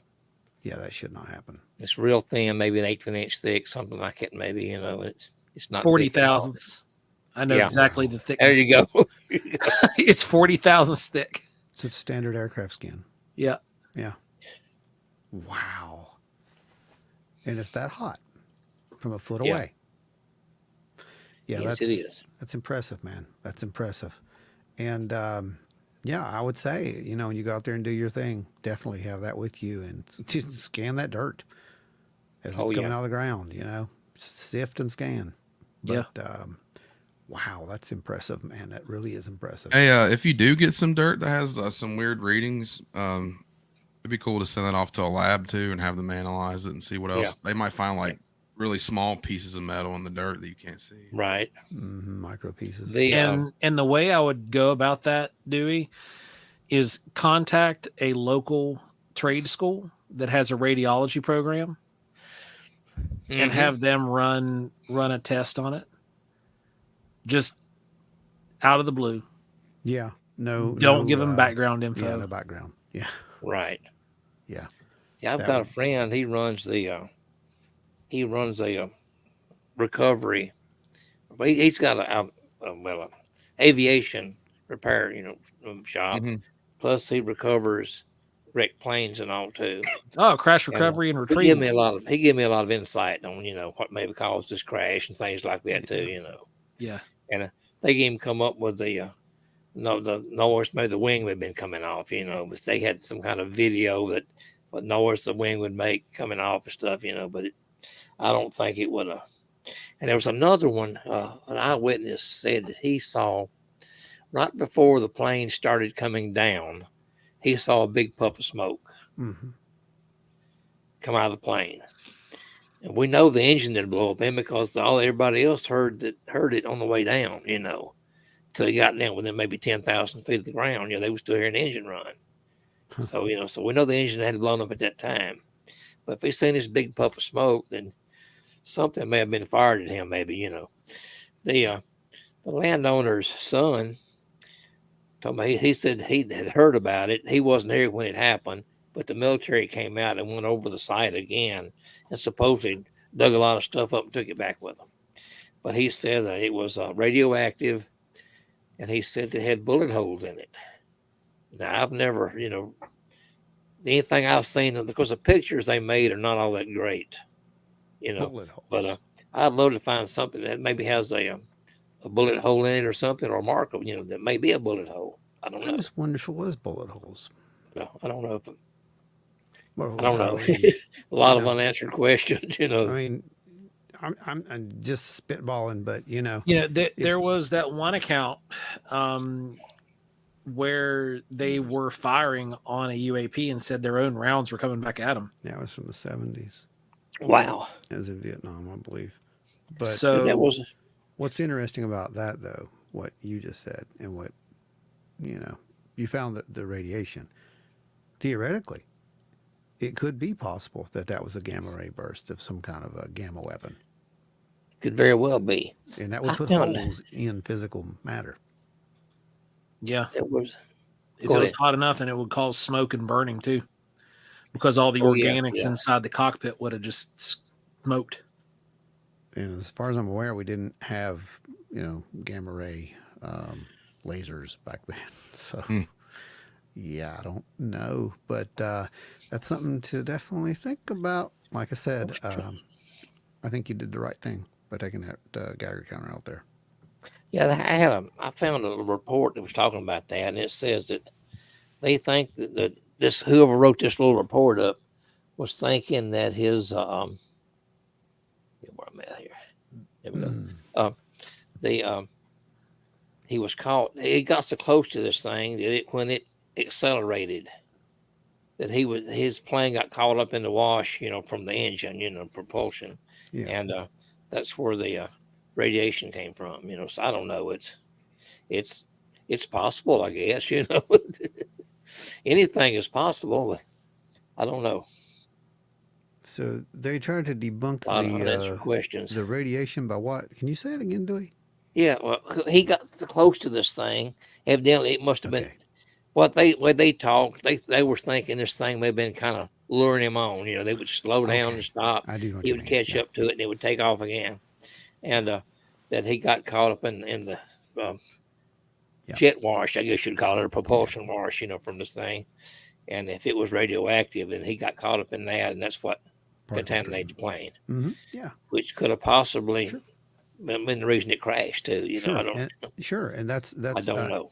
what really stinks about this, guys, is that if it hadn't been axed at this point, there's very good data about that sort of thing, about exposure to these things. Yeah. And it was going to come out. It still may. So I would, just be very patient with this, but because some of it has been released at this point, we do know that there was near field radiation exposure that's been talked about.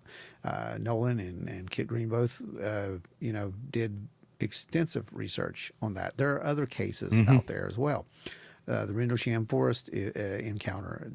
I know that there was radiation involved in that as well. Yep. There's radiation involved in a lot of these, and that's what I find is just, to me, it was funny because how I got to the thinking about that to start taking Geiger counters out in the field. I found an old book, and it had mentioned they used to do this, and then I was talking to Stan, and he said, I asked him, does anybody take these out? We're doing Bigfoot stuff at the time, and he said, no, not really. I'm like, well, why not? He's like, well, the next time you go, just take everything you got. And I'm like, I think I will, and I think I'll get a Geiger counter too. And I did, and the rest is a story. But Yeah. the funny thing is, we wouldn't have known had we not have just did it. And I cannot think of how many people who are out there and may be getting exposed to this stuff because of this near field exposure. I think it's real. That's just me, I don't have any absolute data, so don't quote me on it yet, guys. But by goodness, we're trying to get it, and that's why you have to be careful around these things, like especially with the orbs and stuff like that. You don't want to get close to those things, in my opinion. Yeah, when I was in the fire department rescue squad, we took over the county fire department for a couple of years. Civil defense, Yeah. Yeah. Geiger counters, the old big yellow ones, the big civil defense symbol on them. I want And one so I bad. tried I wanted my best to get one of them, me And too. I don't know if it even worked or not, but I wanted one of them. And evidently one day when I wasn't at the fire hall, they got back there in the back room and cleaned up, and I reckon just tossed them. But I would have loved to have one of them just for the history of it, Yep.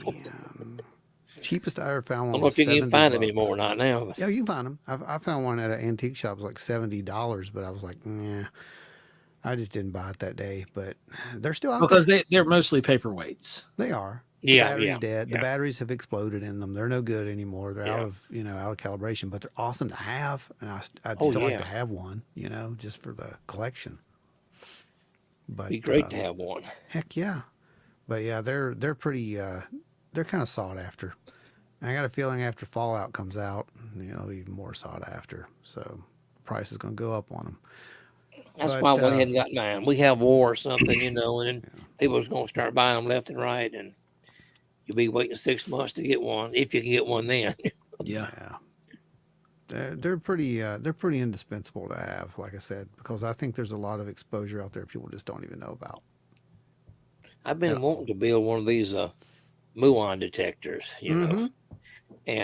But the doggone Geiger tubes are so expensive. I mean, Yep. you can buy the kit for it for like $19 or $20, just a plain Right. electronic kit. But the Geiger tubes, they love those things.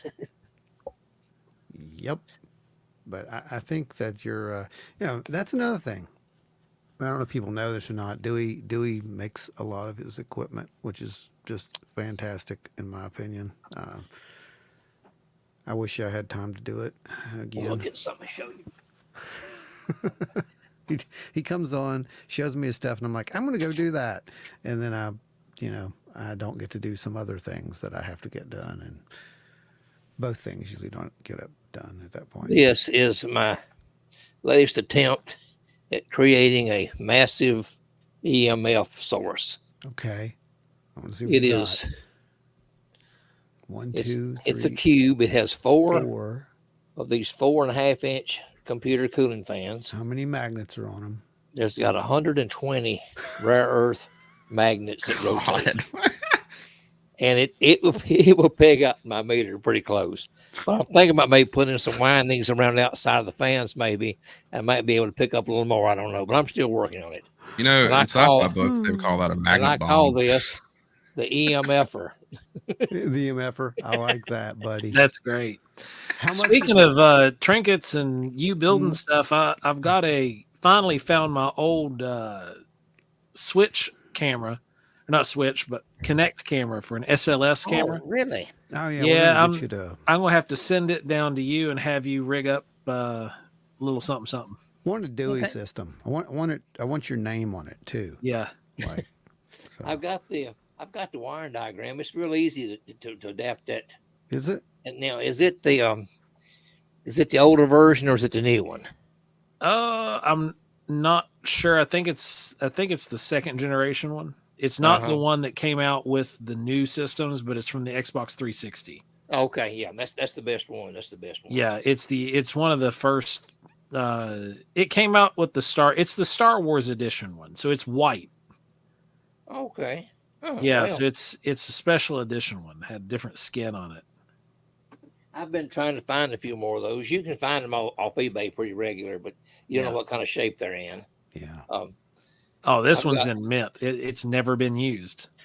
You can take the newer ones and hook them straight in, get an adapter and hook them straight into your laptop. Yeah. And you got to be in the house to around 110 to do it, to power. Yeah, because it has its own power source. All right, has no. Or you just grab a jackery and take it along with you. Well, yeah, that would work too. That would work. That'd work. I was looking at one of those today too, $200 something.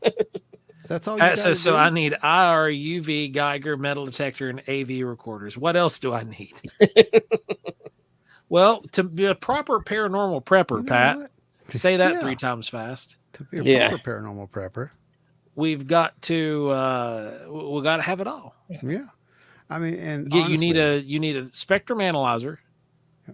Dude, did you see the new spectrum analyzer that Sweetwater started carrying? No, Sweetwater. Because of all places. Because of radio interference with these wireless systems. So they have a real-time spectrum analyzer that goes up to, I think, 6 gigs, and it'll give you real-time spectrum analysis. And it's nice. It's really nice. How much is it? About $1,300. Yep. You can get these little K2 meters. Yep. Off Amazon. Yeah. 15, $19, something like that. Yep. This is an older one here that you had to hold a button You in. put the switch on yours like I and did. I put the switch on this. Yep. Now Looks the exactly new ones the they've same. come out with, you just push a button down and it stays down. So I've got 2 of those. I thought I had lost one of mine. Martin and I were in a Land Between the Lakes for months ago, and we got everything packed up and all. I got back to the house. I couldn't find my K2 meter that I had with me, and I thought, well, it must have fallen in my pocket because we were sitting out there on one of those park benches or picnic table. Yeah. And it started raining on us, so we got in the truck, and I thought I may have lost it, out of my pocket when I run around to get in the truck. He found it about 2 weeks ago in his truck, down behind the seat. And I had got there, I have no idea. But they were looking for something and found that in his truck. And it was still, the battery was dead, but it still works. Put a new battery in it, it's still good. But I've got a spirit box. And I couldn't find it. We were going somewhere one day, and I wanted to carry it with me. I couldn't find it. So I looked and ordered another K2 meter and another spirit box. And after they come in, the next day I found my old ones. They were packed away. They were packed away in my overnight bag where we were going. I had them packed in it and didn't know it. So I come up with an extra spirit box and an extra K2 meter. So, but you can never have too much. What? So Beth is asking about too watching much. people on TV and such using cell phones for this kind of detection. Does it really work? And the answer for that is mostly no. Right. But mostly it can, because there are the circuits that are there that allow you to intercept radio signals. So it could be a weak EMF meter, but it's very weak. The phones do use gyroscopic sensors. They So do. you have that feature. You do have a pretty good microphone in a lot of the new ones. So you've got Yes, I mean audio, you can use it for recording audio, but and you you're- can use it for things Yeah. like that. But like, you're are they talking really about- that effective as tools? only if you got nothing else. I mean, Yeah, to be most of honest. them are games. The Most of ghost. them are games. you Yeah, know, most of them are that's- games on there. But I mean, let's call it for what it is. Ovilus. Yeah, On. the Ovilus is a fun one. And then now, isn't there an actual Ovilus. isn't there an actual Ovilus for that thing though? There's real Oviluses. Not for this now. See, what there's one that's like that I thought was on a phone that was just a random signal generator. Like it would pick up the signals like you would use for an Estes session. Yeah, Like it I just mean, scanned the radio. allegedly, Ovilus does that. Like it allegedly does that, but it does not. You can't prove it. I don't believe it is. I think it's just for jokes. I honest to goodness don't believe it's anything more than just a little fun thing. Kind of like what we use it for. That's what you use it for. Party games. Pat says, "What do I need to remain blissfully ignorant of my surroundings?" Definitely not a long wave UV light. Yeah. Don't get one of those. Don't get one of those because you'll see things you don't want to see. Exactly. See a lot of things you don't I've want got to see. one of those little pocket UV flashlights. Yeah, I made a mistake one day. We went out to eat. Oh Lord, I had to go to the bathroom. you did not. I Oh, did, God. and I will never. I ain't been back in that restroom since. how's it on I the can't ceiling? believe it. The Oh whole my walls were glowing God. green. God. How did it get that high on the He's mirror? right though. He's But 100% they right. work good as far as finding blood and stuff like that. Oh, I yeah. do. something I like guess that. somebody went Bob Ross all over that wall, huh? But, No. whatever you decide to get you a good case to put them in. Yep. They have these at Harbor Freight. I think this model was like maybe $29 or something like that. This is a small one. I've got a call blaster that I have in this one. Oh yeah, those Keep it all cases. together Those in that. cases are great. Uh huh. We've Well, got that's we've got a Our few of those batteries, ourselves. the There's call your blaster, batteries. the phone, and all in it. But the main thing is get you some good cases to keep your equipment in. Yep. Keep it safe. These are padded with foam. And I've got 1, 2, 3.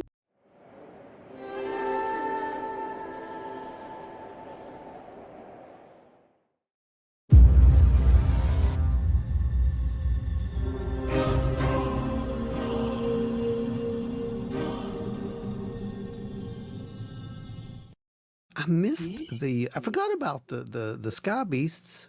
Oh, Yeah. Well, I those mean, are all cool. the talk of UV got me thinking about Star Jelly. Well, that's awesome. Now Thank Joe's you, hungry. Larry. Massive Larry. thank you, Larry. Thank you, brother. Very much. You're right, though. And Dewey, those cases, they're a godsend. I mean, Oh, they really are. They are. For years, I used to use those. You remember the old metal-looking ones? Mm-hmm. Right. Oh, Yeah. use those until they started carrying those, and those were what were those supposed to look like, Joe? You remember the case? Pelicans. Pelicans. Yes, Yeah. that's The it. Yeah, Pelican. and I Yeah. remember I went out to, it was 2 years ago. Went out to Harbor Freight. It was on Black Friday. It was Black Friday, and I loaded up a buggy Mm-hmm. with the big Mhm. boys. Right. Yep. And brought them back, and we got all of our gear loaded up into them, and now they're road ready. Yeah, I love those things. They're the I do best. too. I do too. The one I've got my Phasm cam, the light, and all that stuff. And there's 3 things in there, and I got the Ulanzi battery stick too. Oh yeah, Oh yeah. yeah, 3 things in there that I need to keep charged up. yeah. And That's it the was one. aggravating having to take them out of the case, Mhm. all this kind of stuff. So what I did, I ordered me a double USB 3 outlet. It's female to female, and I mounted it on the backside of my cat on the backside of this box. I run cables inside, and Straight everything is in. plugged up inside it. So I need to charge anything. If I'm going to investigation, all I got to do is plug a cable in, and it'll keep them in the cabinet. Dude, that is amazing. Yeah. And I've That's got awesome. 2 more of those things ordered for other cases. That right there. That That's right clever. there. That's clever.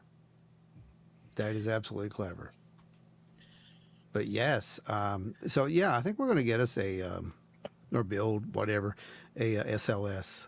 That's something I'd like to play around with. I'd like to experiment with that. Just a couple of things. It's very easily done. In fact, I can send you if you're any good at soldering.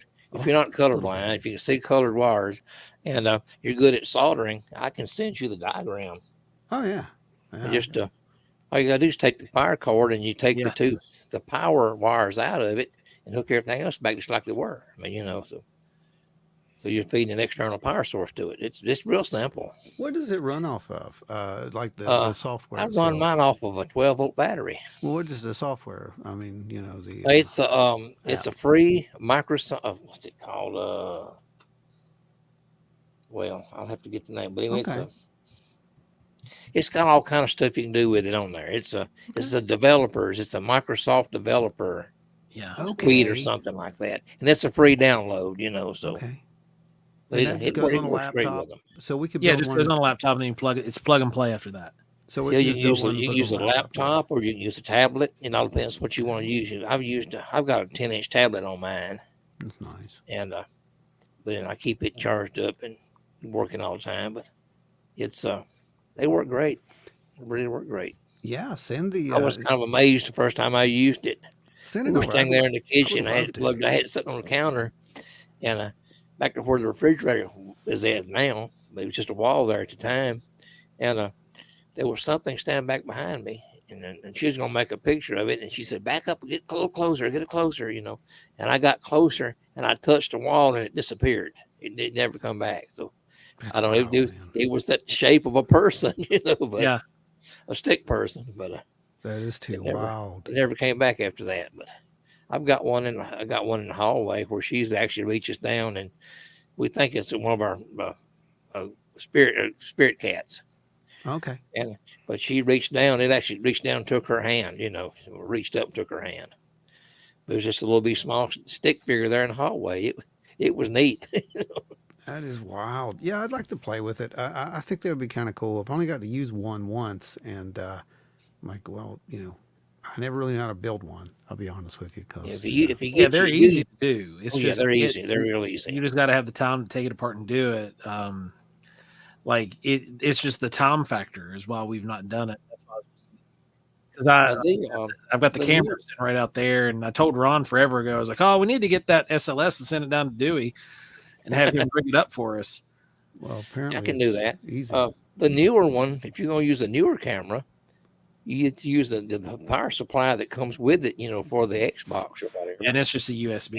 You just plug your port right into the side of right into the side of the laptop, and you've got it. Or if you want to use a laptop or even a desktop if you wanted to. Oh wow. But it's pretty simple. Yeah, we can do that. Oh, All that's right, cool. send you the diagram, either one. It's real simple to do. Yeah. Cut the end of it off and just do a little resoldering back together, so That's doable. not can that big definitely a make deal. that Does happen. Dewey still have his elbow for ghost hunting? Yes, I do. Of course he does. I have Elmo. I have a little lamb. Freak me out, Elmo. I call it Touch Me Elmo. And Tickle Me Elmo, but it's a Touch Me Elmo. This is going to be my next one I'm going to do, is this one here. Yeah. The skull. Yeah. Does his eyes I'm going to light up? put 2 red LEDs in there for the eyes. Yep. And I got enough room inside it to mount the electronics in. That's cool. Inside it, and you just run your hand over the top of it, touch the top of it, and it will. And I wanted to change up the sound of it a little bit. Oh, hey, what about using like? Maybe I don't know on this one. What about one of those replica crystal skulls? What about one of those? You think that would be cool? It would be if they're hollow enough to get anything. Mhm. Of course, you couldn't hide anything in it. You'd be able to see it. Yeah, you'd be able to see it all internally. Yeah. And I picked this up at the. Where'd I get that at? Oh, it was around Halloween. It was at well, I can't remember where I got it at, but it's one of those thrift stores. Yeah. Goodwill. It was at Goodwill. Oh wow. Nice. That's pretty You handy. know, I think if it was you like could find- $2. if you could find one that's made out of real crystal, it's hard to tell what you could pick up with one of those things. What? Real crystal. Uh huh. I can go You get have like one. a device up inside of it. Yeah, Ron's got one. Lisa, if you got a spooky story from the Altman home, yeah, sure, let's share it. Hey, you guys, I'll be right back. You carry on. I'm going to remove myself. I will be right back. Dewey, don't go anywhere. All right. I want you to see this. He's gonna go get his crystal skull now. Oh, Yeah, Martin and I have been invited to go to Paris, Tennessee on the 15th and and film with Rick Revel on the Bigfoot and Dogman. Yeah. Oh, cool. I don't know if I've been talked about that yet or not. I took Rick out to the John Bell Senior Cemetery a few weeks ago. He wanted we kind of filmed a segment about the Bell Witch. Mhm. We met there at the City Hall. I carried my side by side up there, and we loaded his equipment up. We went down to the old cabin down there behind the City Hall and filmed a little segment there. And he wanted to go over to the John Bell Cemetery, which it's restricted property back in there. You have to know somebody to even get permission to go back in there to it.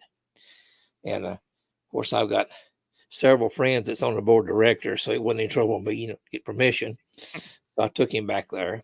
Everything worked fine at the cabin. Went back to the cemetery. Got the camera set up. Couldn't get the audio to work. Audio would not work at all. He's got these wireless microphones, all that kind of stuff tied in with the camera. Nothing would work. They kept changing frequencies and they wouldn't match up with each other, and it's kind of like a Bluetooth, but everything, all the settings kept changing. So we were sitting there. I was standing over by a tree. He was fooling with the camera, and there's a big dead hollow tree right beside John Bell's tombstone. I had my walking stick, so I just tapped the tree with a walking stick, and it sounded like a drum. I mean, it was hollow and loud, Mhm. That was pretty neat sound. So I hit it 3 times more, and we were talking about what it sounded like, and all of a sudden we get whoop whoop whoop whoop comes out of the woods back behind us, And I looked at Rick and I said, "Did you hear that?" He says, "Yeah, what was it?" And I said, "I think we both know what it was." But we were just right over the hill from the John Bell, from the Bell Witch Cave, Wow. and they've been seeing having a little bit of a Bigfoot activity around it, So I'm pretty sure that's what it was. I mean, it was very loud. I wished we'd have waited until we got the audio working before it did that, what we'd had on audio. But a few months later, we got the audio working. after I told Kate, I said, Kate, if you'll let us get this audio working, we'll get through here and we'll get out of your hair. We'll get out of here, So sure enough, a few minutes later, the audio went to working. We got our segment filmed and we got out.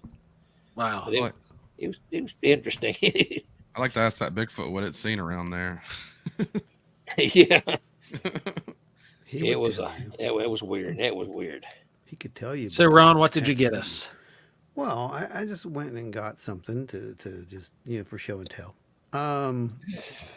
You guys remember Milton Bradley used to make some interesting little games back in the 60s Yeah. and 70s. Lawn darts.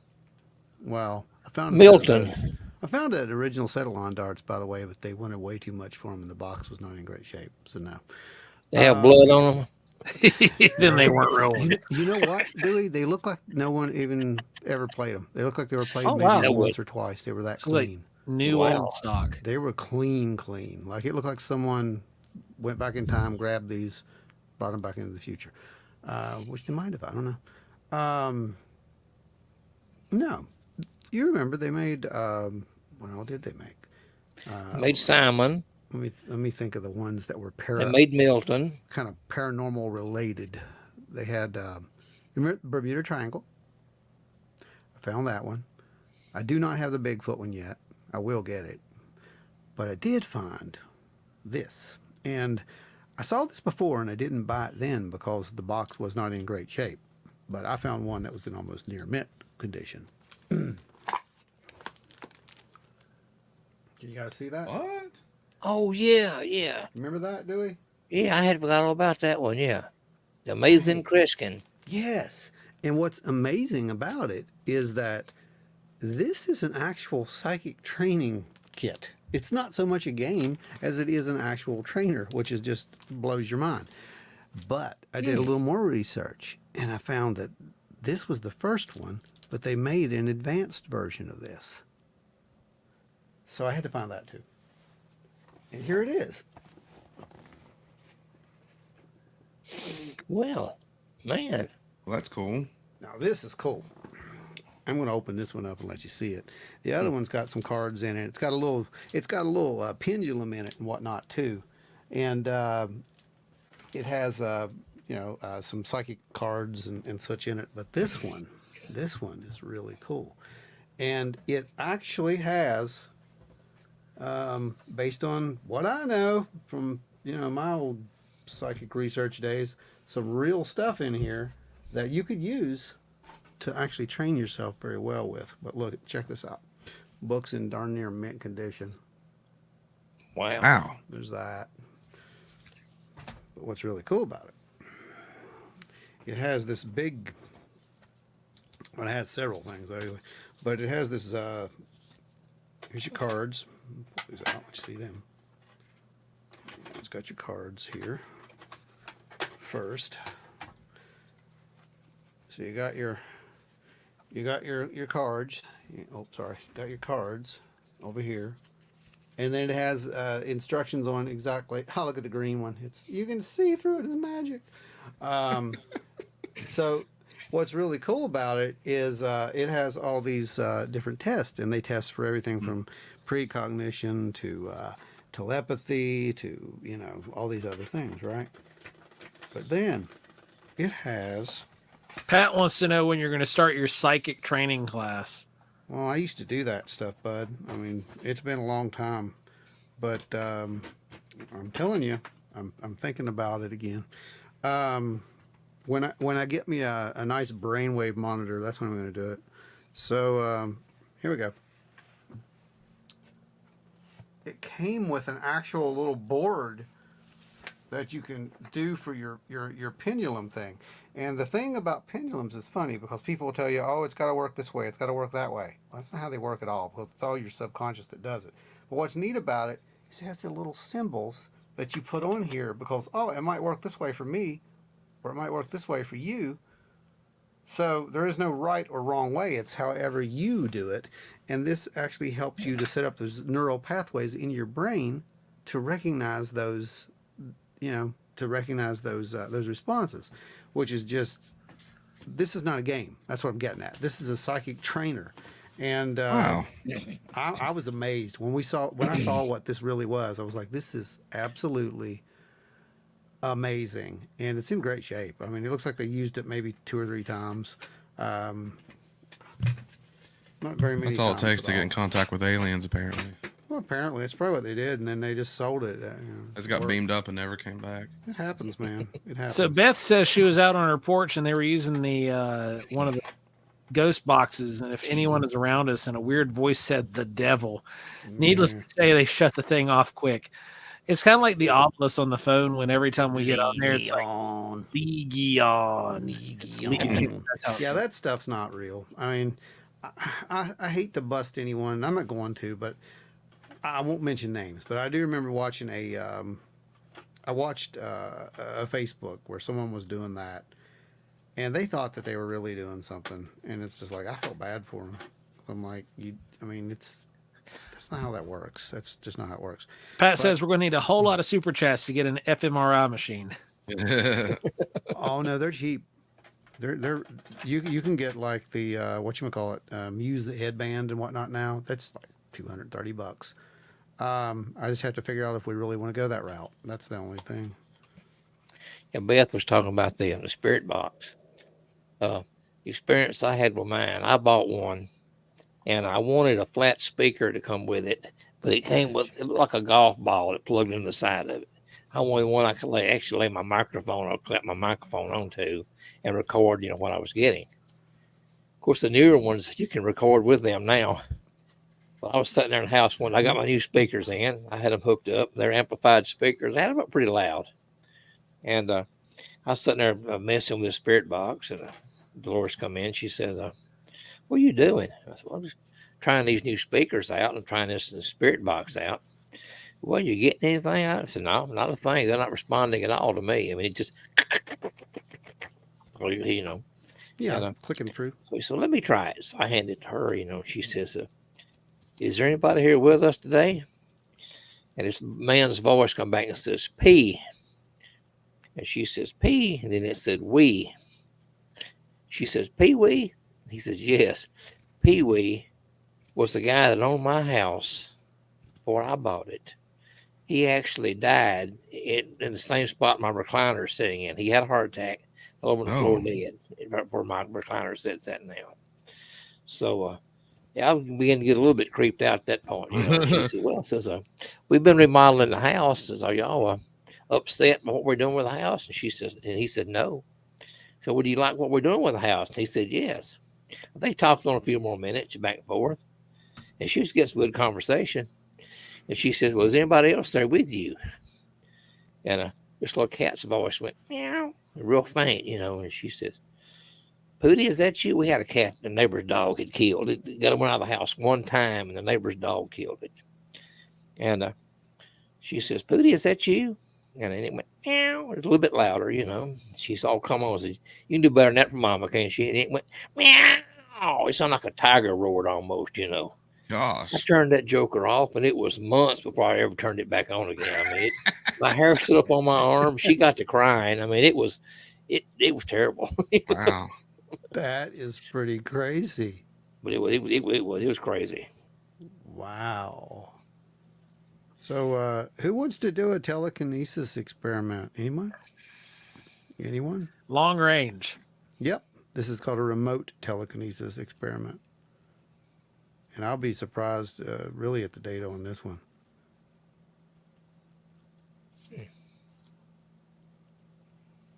Oh, I do, Beth. You gonna try to bend a spoon or something? Or? No, we're not gonna do that. Actually, we won't do telekinesis. I'm sorry. We'll do telepathy. I don't want to break anyone's watches. I knew a guy who used to do that stuff, and he thinks mummies from paper mache are real now. So.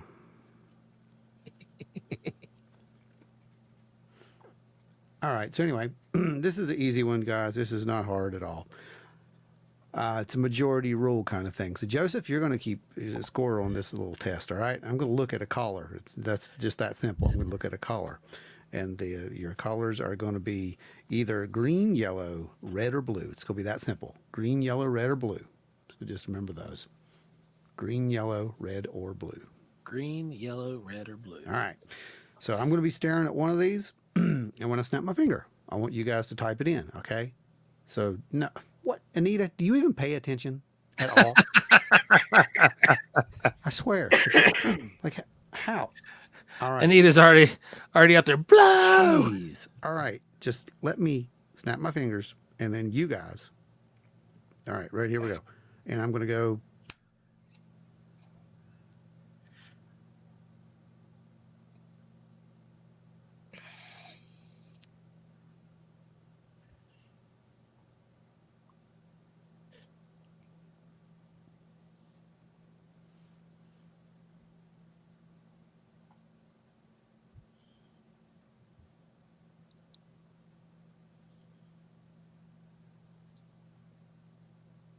All right. We got There's everybody only in? 3 wrong answers, right? Is everybody in? I Everybody think in? just about everybody. Yeah. Is that it? Final answers? Yeah? Yeah.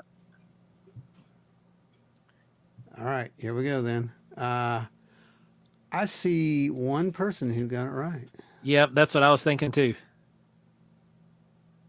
Red. Yeah, it's red. Yep. I was thinking red as soon as we got going. So the And thing then is, Tommy went red. Everybody else was. So me and Tommy, we got points. what's important about this is don't think. That's important. That's where everybody messes up when they do any kind of Zinner cards or anything else like that. They think about it. You don't think. When you hear the stimulation is that snap. When you hear that, it's the first thing that comes to your mind at that moment. It's literally that fast. Does that help?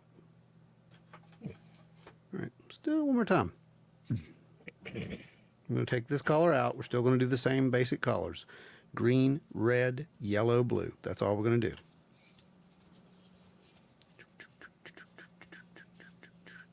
I'm shuffling them up here. And then we'll pick one. So me and Tommy both have a point. Everybody else batting 0. I don't know what you guys are doing. Yeah, I don't know. All right. Teresa, I'm not the next Kriskin. All right. Are you ready? Here we go. 1, 2. Purple.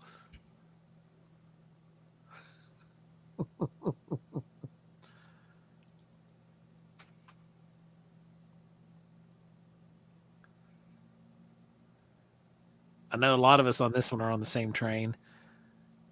We're on 2 different trains on this one, and then Larry comes in as a combination of both.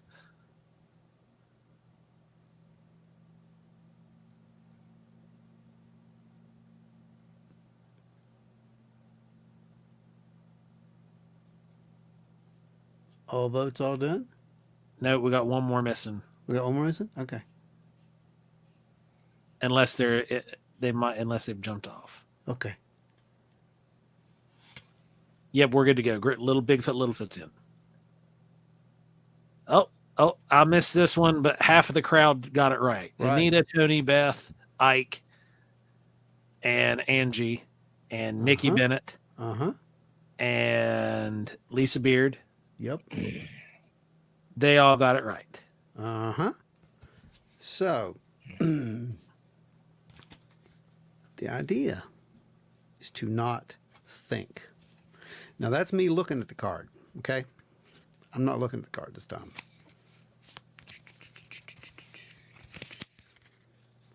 I'm going to be just as blind as the rest of you on this one. So what we're going to do is the same thing. Green, red, yellow, blue.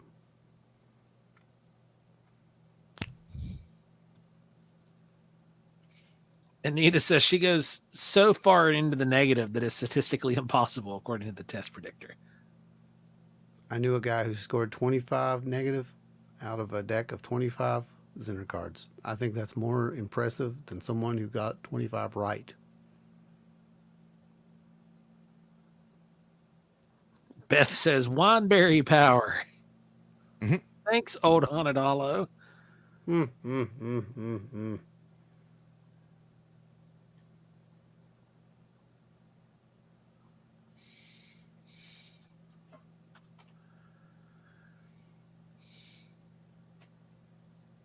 All All right. And I think we got everybody. Except me. So I'm going to put mine in.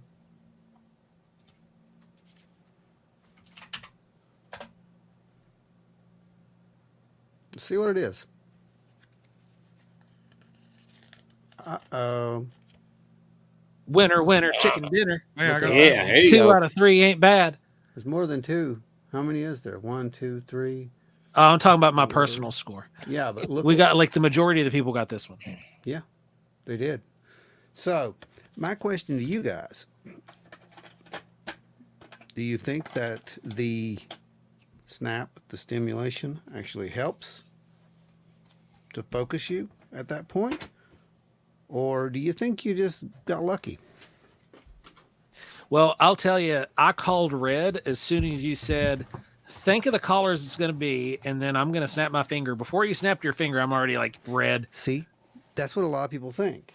But you've got to condition yourself to the actual sound, and that's Yeah. just the way that I used to do it, and it worked. I mean, it's a repetitive thing. That's not even in the books. That's just me. That's the way that I used to do it, and it works. Anita says that the way. clicker sound bothers me. See, I used to guess weight at the county fair, Oh, and really? I got slapped so many times I had to quit. Yeah, I think Tommy got it right both times, right? Tommy missed one. Me and Tommy were 2 and 1, and I can't. Was there anybody else? There was Ada Cox was 2 out of 3. Oh, Only trust got me, Tommy. one. You weren't in there. Believe me, my friend. You wouldn't come back out. Tony Breeden says the snap makes me think of Thanos. I'm not sure that helps. Adam Good was 2 out of 3. There's too much rainbow vomit on my screen to not be prejudiced to a specific color. You're thinking too much. You're thinking too much, Pat. I don't feel so good, Mr. Stark. Ike was 2 out of 3. Lisa was 2 out of 3. So the majority of us were 2 out of 3. Yeah. So, And 2 out of 3 ain't bad. nah, it's not. Meatloaf. It ain't bad. It ain't bad at all. So what you're saying Pat is was there's a batting 0. Well, he's thinking about it. Waiting for the snap causes anxiety. I would have been 3 for 3 had I not thrown myself.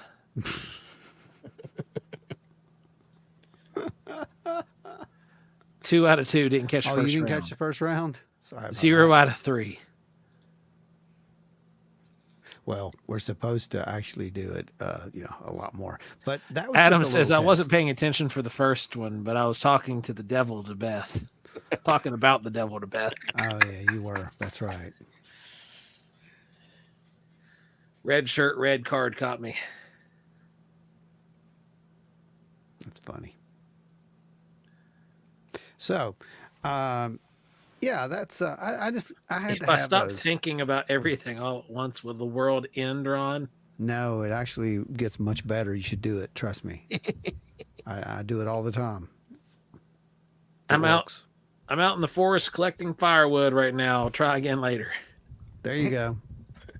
I bet you'll get it right if you watch the rerun. We're batting 1,000. If Bigfoot, you Littlefoot. don't, if you don't, we're gonna have to have a talk. But no, I had to have those because I'm trying to collect those games. I'm trying to get all the, and it was by complete accident because I was up at the Kecksburg thing, and the guy had the Bigfoot game, and I let it get away from me. I was going to go back to get it, and it was gone. Someone snapped it up, and I don't blame them because it was ridiculously cheap. Wow. And I said, well, crap. So we were at, I think it was at Flatwoods not too long ago, and I found the Bermuda Triangle game. I had it. That's a fun little game. I had it growing up. I was like, oh, this will be fun. So when we saw the Kreskin thing in another place, I was like, kind of like to have that. But if I do that, I'm going to have to try to find, the Bigfoot game. But then we found the Kreskin game there about a week or so ago in great condition. and I had to get it. So now, down the rabbit hole. Here we go. How many of those weird little games did they make? I don't know, but I'm gonna find them. So far, I think it's just the ESP game, the Bigfoot. I think I'm missing the Bigfoot right now. That's cool. Pretty sure that's it. They had the electronic game Milton. You remember it? Which one? Milton. I don't. Or it would it would, you tell it how many people were playing, and it would actually give you these phrases. And it was one of the first. It was one of the first ones that come out with had speech with it, speech on it. Barely remember this. And you did say something to give you things like toilet, nose, or just different things like that. And then it would give you a phrase and leave that one word out, and you had to fill that one word in. And it's pretty interesting. It was kind of comical sometimes. Yeah. They kind of talk bad about you too if you missed. He didn't come out and give you a cussing, but he was getting close to it. Julie Bugass, have you seen the cryptid gigapets that are out now? I have not. I saw them and I don't have one yet, but it's just a matter of time. Because everyone needs to raise a baby Mothman. At least once in their life. It has to happen. And by raise, I mean that in most, whatever way you mean. Yeah. Is that like those little, what do you used to call them? Tamagotchis or something like that? Yeah. Something like that. Yep. Yeah, there's an app for that now. That takes the fun out of it, Brandon. I know. All the I'm just fun saying, is like, gone. they have it as an app now. No. I don't like that. Yeah, I like to do little weird things like that. It's fun. All this sounds like a mental status exam. Well, I have some pictures I want you guys to look at later too, but you tell me what you see. A Rorschach test. Woohoo!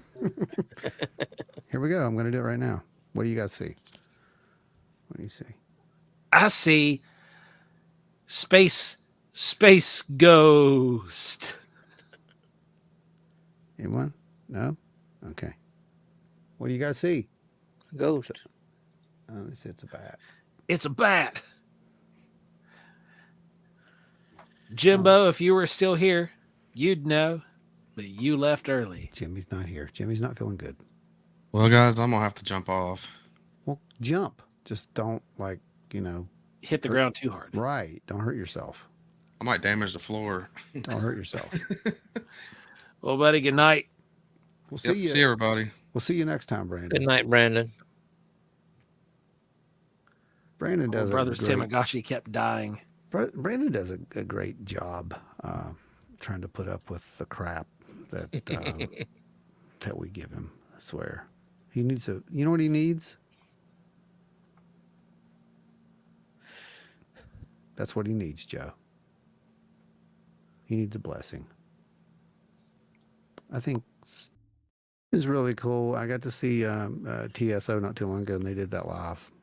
Oh, wow. With the fire and everything. It was really freaking amazing. Dun, dun, dun. It was awesome.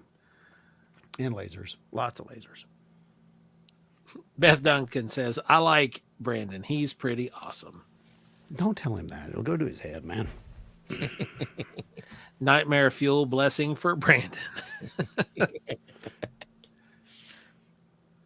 Me. I've sat and turned a little ball of wax into this. Well, just wait, because chances are, if you've supported the show, you will end up in one of the blessings one day. I'm just saying that's probably going to happen. We've got stuff back there that's lined up that's just waiting for someone to trigger it. It's kind of like you remember the community chest in Monopoly? It's kind of like that. Or if you ever played Destiny, it's more like those chests. You might be legendary. I don't know. Exotic, legendary. Good.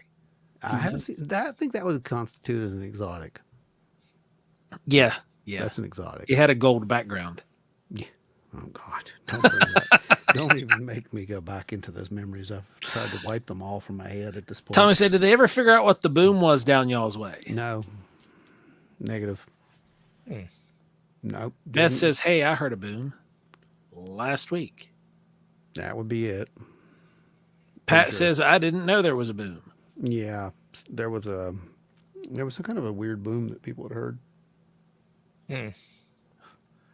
Tony Breeden, there was a boom. That's a question, I'm pretty sure. And then Hi Beth, we heard it too. Mm-hmm.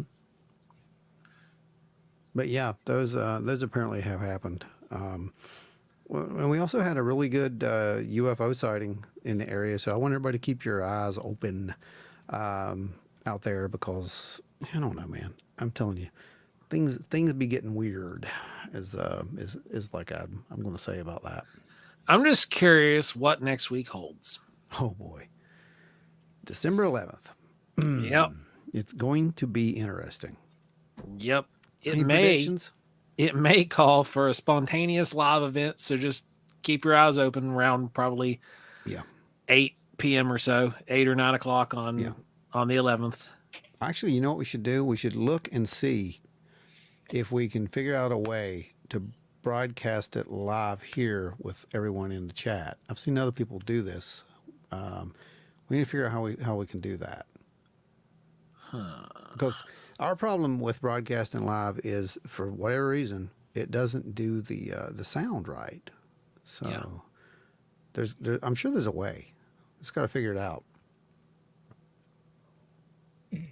But that would be good if we could do that. Pat says the song is "Oh Fortuna. Futurna." Thank you. Yes. Thank you. Scott yes. Holbrook.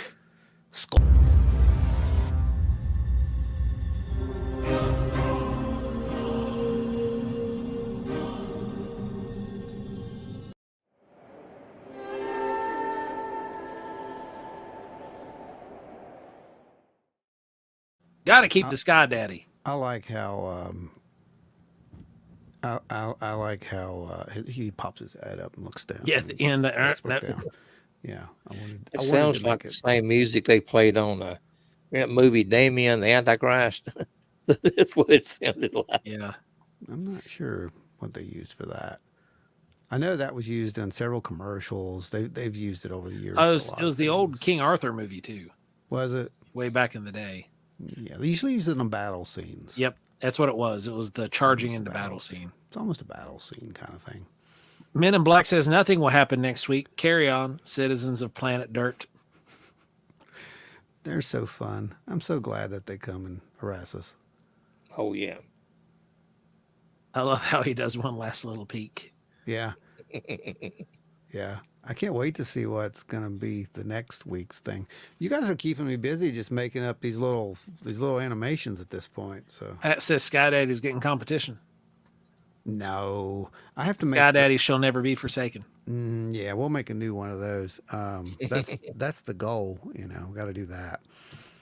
All right. Yeah, all right. What do we have coming up? Do we have anything coming up? Man, other than some really good interviews, we don't have any events coming up until May 4th. Yeah, we got some stuff coming up though. We have some, like you said, really good interviews. Really good interviews coming with the man, the myth, the legend, the Reverend. Yep, he will be here. He will be in the house, and we're going to be covering a much demanded topic. What are we going to be talking about, Joe? We're going to be talking about the Nephilim. Let that cat out of the bag. Oh. What did you say? Yep, we're going to be talking and going in depth. We're going to have two ministers in the house going and talking about the history of the Nephilim and how this all is. I don't know. Like I'm not team Nephilim in the cryptid world. And there's a whole lot of reasons why, and it's just literal decades of study into that topic, and not looking at it from a cryptid perspective, but just trying to figure out what it was. Yeah. And working with actual rabbis when I was doing so. Mm-hmm. And then it's going to be really fun to have Michael Carter here going over the same stuff with us and sharing his perspectives and his studies as well. Yeah. Yeah, It'll be a really, really good show. Yeah, it's gonna be a really good show. We've been trying to piece it together for a while, and there's gonna be a whole lot of big words used, and we're gonna create definitions and have to put it all together for you guys. But I promise it's worth it. I'm gonna be listening more than anything at this one, just because I do know that these folks have degrees in this, and unlike ufology, probably matters a little bit. Biblically accurate angels. We'll address that in the holiday See, that's special. going to be in There's a holiday special too. That's another thing you Yes. guys don't know. And that is going to be another epic return of the Reverend Michael Carter. Yes, most he's likely. coming back for that. So he wants to join us for that. Yep. And that was his idea too, by the yep. way. Like he said, "Oh, I want to be on the holiday special." Yep, he's pretty much become a host at this point, I think. Yep. So we'll have that coming up. We've got we've got whatchamacallit? What is it called? The Christmas special, the holiday special. Yeah. Christmas and holiday special, which is going to entail a lot more than just that, which is going to be a lot of fun. So I want everybody to get your Christmas wishes lists together. And yes, I do have drumsticks. But more about that. I want people to get your little Christmas wish list together, because you just never know. I mean, did you guys get your Star Jelly necklaces out there? I know that I've seen a lot of posts. Yeah. So, there are things, like I said, when people support us, we support back. You got anything coming up, Deuster? Oh, well, yeah, I have. I've got a whole bunch of live streams and podcasts lined up to be on. Cool. Of course, I'm co-hosting with Kyle Connolly, Encrypted Connections. I'm co-hosting with him every week. And I've got, let's see. So I got the one on the 15th with Rick Revelle. I'm on Appalachian Tales of Terror with Jimmy. I'm on it the 16th. And I got a few more lined up in January. So it's getting there. It's getting there. Good night, Ada. I don't know if I mentioned it or not. We was talking about getting this book, and I said on Amazon, I'll have them here at the house. If you do want a signed autographed book, shoot me an email at ghosthunter911@gmail.com. And then it's just, I'll need your name, your address, stuff like that. And I take a PayPal, Cash App, Venmo, or in my chat, I just threw that up there in the chat for them so they can copy paste it. ghosthunter911@gmail.com. It's basically the same price. I've got them listed on Amazon, but there's a $5 postage and shipping on it. It's a pretty heavy little book. Oh yeah, 450 some pages. I send them out media mail. So it's about to get to the limit of what I can send out on that one. So, night, Tommy. Good seeing you tonight, man. Good night, Tommy. I was just playing us out, so I'm done. Beth said my family got me game cameras and other investigating tools for Christmas. That's awesome. Neat. I got you a big bag of plaster I'm going to be bringing with me when I come see you, Beth. Yeah. So everybody's going to get, this list together. Like I said, I want you to get your little Christmas list together, guys. Your wish lists. And we're going to put them up there. I want to put them up there during the holiday special, actually. And I've already got my wish list put together, and we'll put that up there later. But I didn't get what I wanted for Christmas. I thought we were getting disclosure. Didn't happen. So it's not Christmas yet. Maybe you might get it. I doubt it, but right. No, it's not gonna happen. I'm good with that. Of course, we knew it wasn't gonna happen, and right. I think that we all had. I think we knew that. Was it Tuesday when we recorded the show?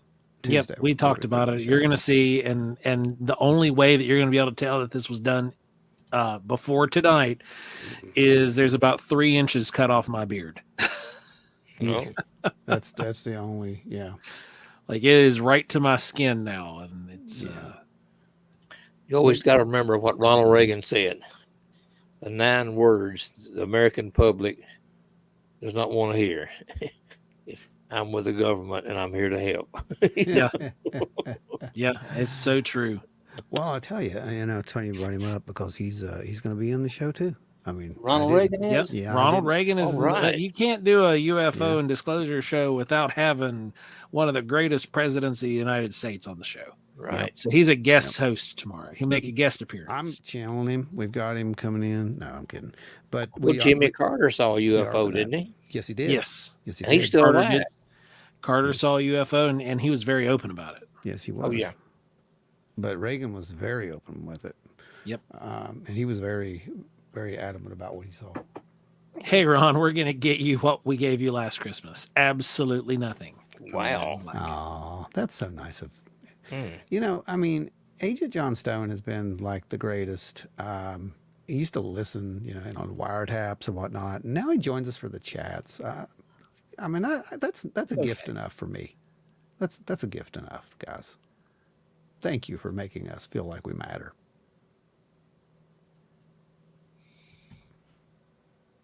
Oh, man. So what? All right, here's the deal. We've got actually next Thursday is open. So yeah. So what are we doing next Thursday? Next Thursday is going to have to be something. I don't have any plans. Anybody got any topics they want to see us cover? Anyone? Anyone at all? No, Adam. That's how you get your blessing revoked.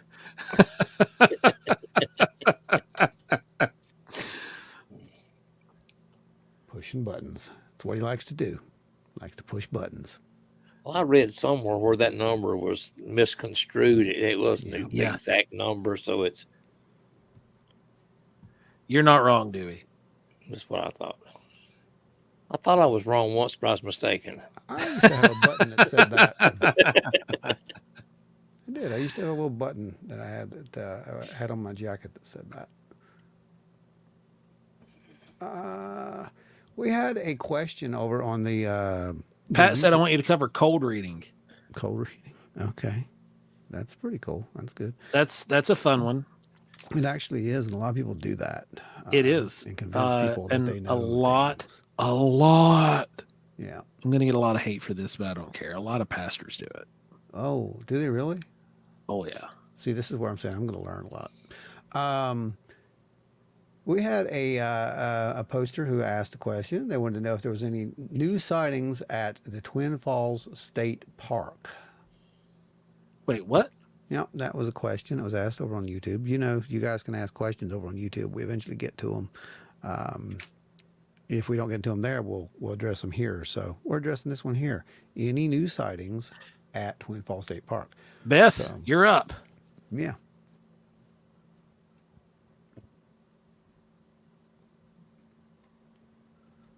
Beth is our boots on the ground out there, right outside of Twin Falls. And she collects reports out of that area. I know she's been sending some of those in to our database. Been doing a great job with that. So, Beth, do we got any new sightings out there at Twin Falls? I know that she gets new sightings reported to her like semi-regularly from out there, but they're not necessarily, they're new to us sightings. They're not Right. necessarily new sightings. They can be from 10, 15 years ago. That's right.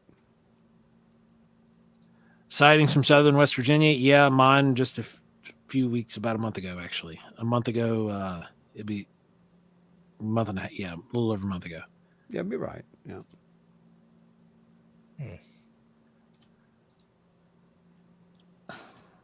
And that is my second confirmed sighting. Like, there was no way to deny this wasn't something I caught out of the corner of my eye, because I've had a few of those where I think I've seen something. This one was like in the headlights. I saw it with both eyes, watched it trail off into the brush. Wow.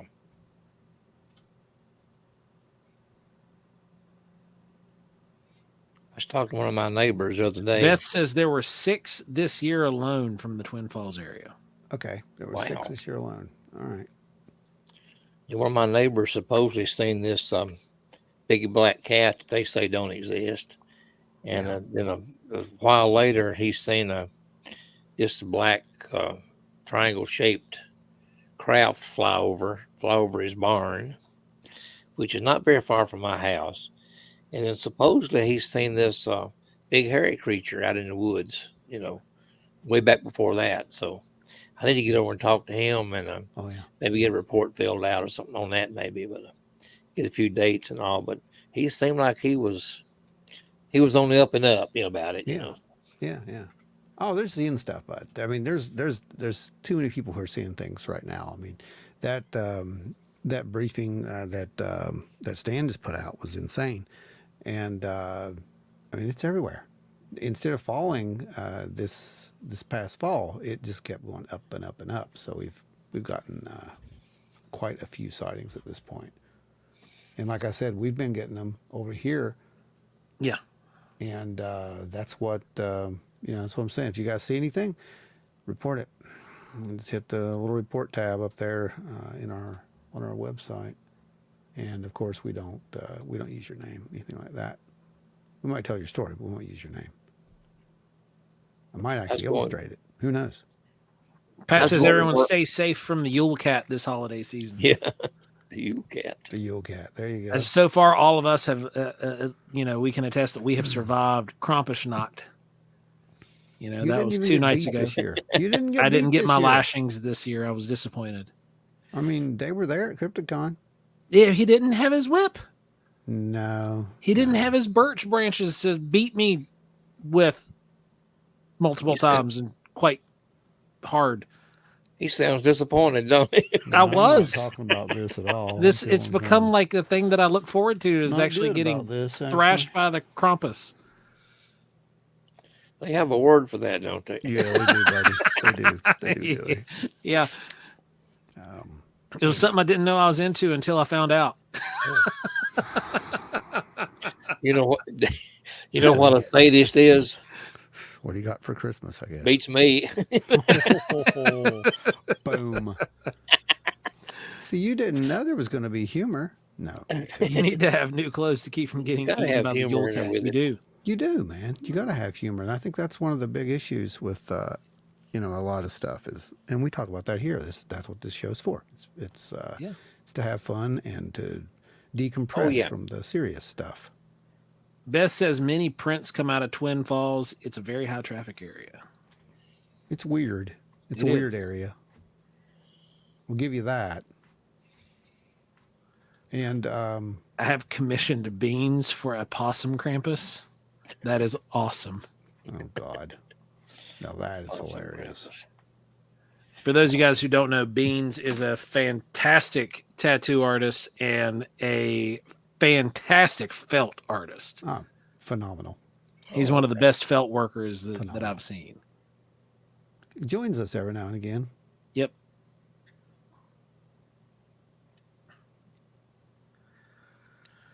Oh man, we're hitting that 2.5 hour mark. Well, let me see where we're at. Yep.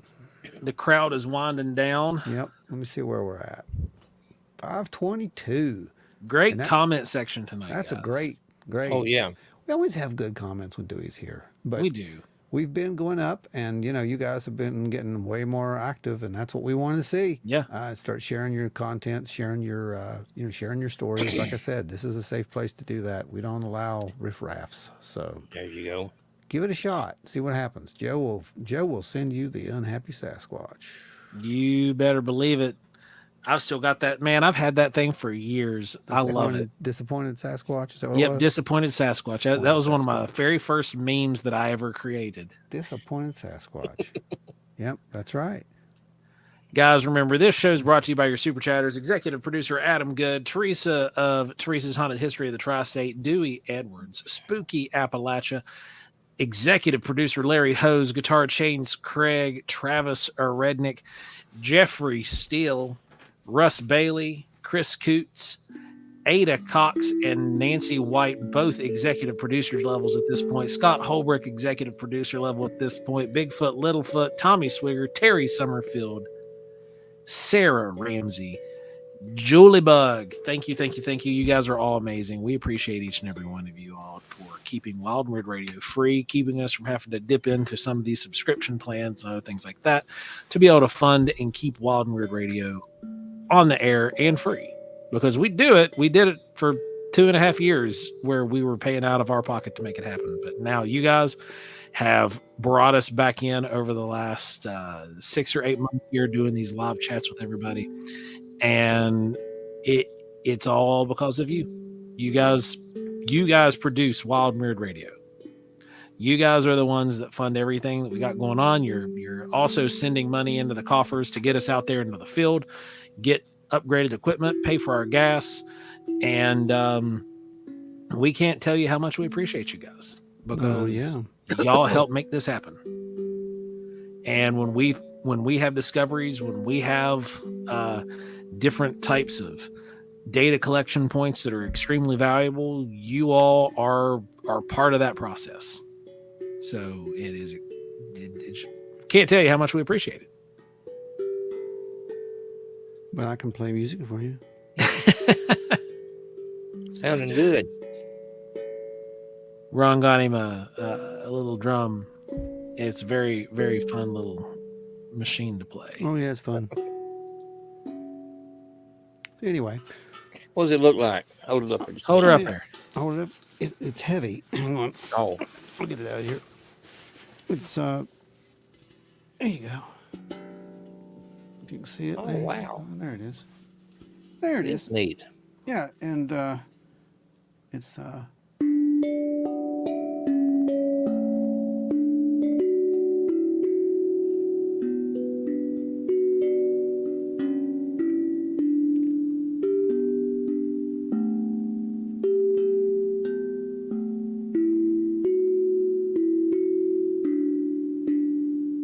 Thumb drum. Neat. Good job. Good Look at job. that. Nikki Bennett says Ron needs to do an ASMR channel.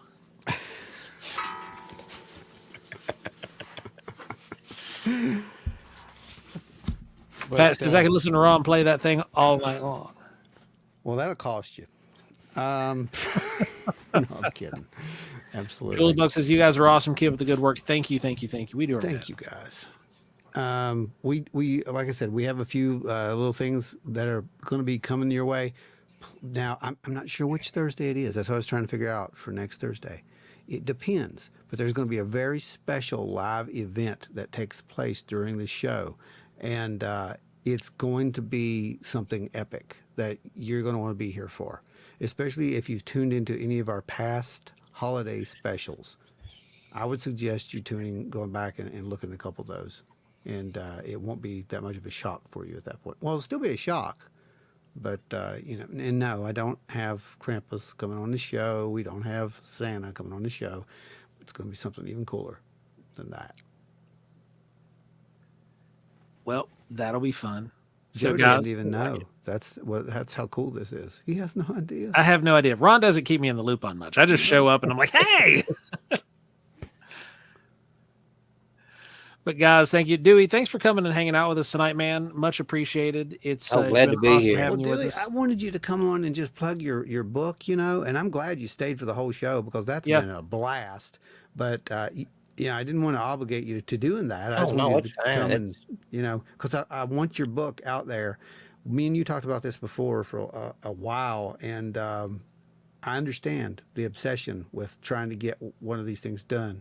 Thank you, and how you kind of just almost channeled into Mantel here. It's like you finished unfinished business, if that makes sense. Right. And, Yeah. And I appreciate it, and I really hope that they appreciate it in that town too, because I think you can do something there. Well, they do. And the Mantell brothers, they are behind Good. me 100%. That's And awesome. That I is wouldn't. so If awesome. they hadn't have been behind me and give me their blessing on doing this, I probably wouldn't have done it. But Right, it makes I all the didn't want- difference in the world. Yeah. I didn't want to dig up a lot of skeletons and things like Yes. that, which I did. But just covered some new evidence. Well, I tell you what, like I said, I'm grabbing the book soon, and I am looking forward to actually sitting down at some point and talking to you about it. Oh yeah. And that's, we want to do that for sure, because, I think there's a lot I think you're close. I think you're going places that some of these people have never gone to before, and as word of advice, my friend, be careful. Oh yeah, yeah. And Exactly. just be careful and make sure that you kind of watch the area and so forth. And Oh yeah, yeah. yeah, you know what I'm talking about. Oh yeah, know exactly what you're talking about. Yep. Before I get off here, Yes, I've sir. got a little. I started my own little YouTube channel a little while back. It's just Uh-oh. small. I think I What? may have 60 or 65 subscribers. I'm just getting started out. Oh, no, no, But no. You it's got more than called that. Deuster of Cryptids and Critters Paranormal. And Get it, I've Joe. been posting a lot of little local history stuff on it. Some unsolved murders. Things like Yes. the day the stars fell. And just weird stuff like that on there. So I've been just putting a few little. I try to do something at least one every day. So Did you get it, Joe? Yep, I gotcha. And I'm throwing it up in the chat. Everybody that is here right now, make sure you go and I don't see it yet. subscribe. I'm throwing a.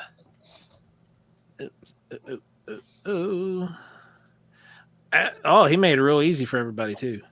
Did If he? you go to your search bar on YouTube and just throw in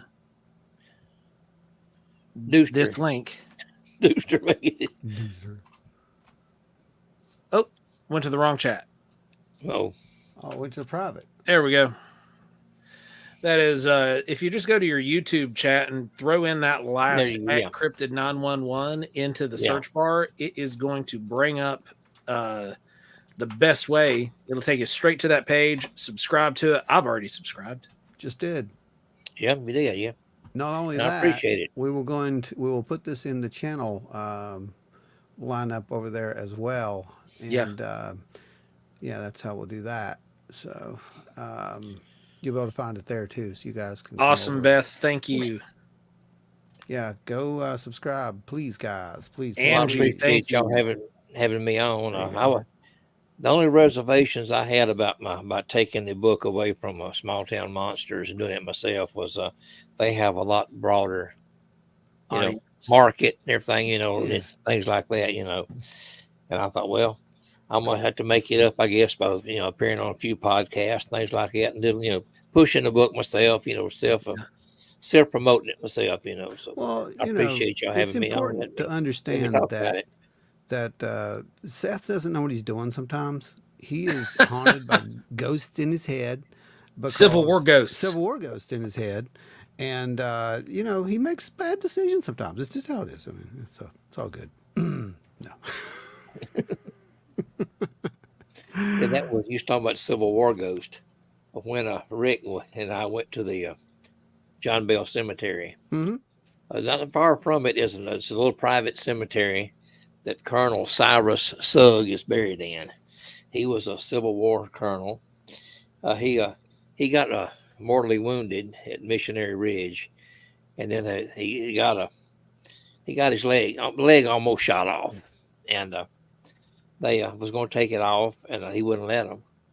Anyway, the paperwork was then Jefferson Davis's on his desk to make him a brigadier general, and he passed away before the paperwork ever got served, whatever on him, But anyway, Rick wanted to go up to the cemetery and pay his respects to the colonel, So we went up there, and it worked out good for me. There's a